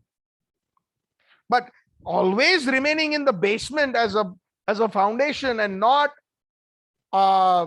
growing further, then we are stuck. Then we are not Gaudiya material. That determination shown by Satyavrat Muni is what our Gaudiya Acharyas love, because that is the Gaudiya Rasa. Finally, 5 more minutes and I will end. After Krishna is stuck and both the trees fall down with a huge thud, little Krishna is in between, tied to the ukkal. Mother Yashoda, the gopis, they come out. They are shocked. Nanda Baba and the elderly gopas, they come into the front yard from Brahman Ghat and they are shocked. Mother Yashoda is so shocked that she cannot even say anything. She can't even cry. Gopal Champu describes her status. She's just like a statue. And Baba Nanda, he immediately goes in between those trees and grabs and unties first the knot. And he was able to untie it right away. And the explanation you all know. Because the knot was tied in Vatsalya Rasa by Mother Yashoda in parental love. A rasa equal to or higher can only open it. Balram and the other gopas, the coward boys, could not. But Nanda Maharaj was able to open it right away, and he immediately took Krishna. As soon as he touched him to his chest, Krishna started crying. Baba, Baba, Baba. And Baba asked, who did it? Who did this to you? What happened? So all the gopas, they said, Baba, Baba, Krishna was playing and Mother Yashoda, he was naughty, Mother Yashoda tied him and then we were playing and he got stuck, and once he got stuck, the trees fell and from the trees came out 2 devatas, so beautiful, denizens of very beautiful, and they circumambulated Krishna and they said something and then they left for the northern hemisphere. And Nanda Baba and all the elderly gopas said, these boys are just, amazing. Little boys, they make up stories. This is just my little baby boy. What would have happened if he would have got crushed? Nanda Baba started crying, just imagining that. And all the other gopis, Mother Rohini, everybody started crying.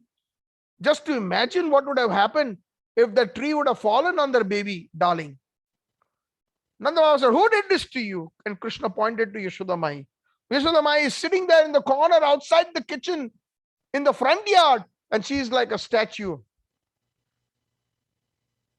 And Nanda Baba is trying to console Krishna. Krishna, are you hungry? And he said, he said, yes. She nods his head. Okay, go to your ma. And Krishna says, He's very upset. Okay, you want to go to the Goshala? and get some milk, and I can give you some mystery, some rock candy. He says, yes. So he takes on one left hand, he takes Balram, on the right hand, he takes Krishna, takes him to the both of them to the Goshala, and puts them directly under the cow's udder and feeds them milk. I'm sure you must have seen that adbhut, that wonderful picture.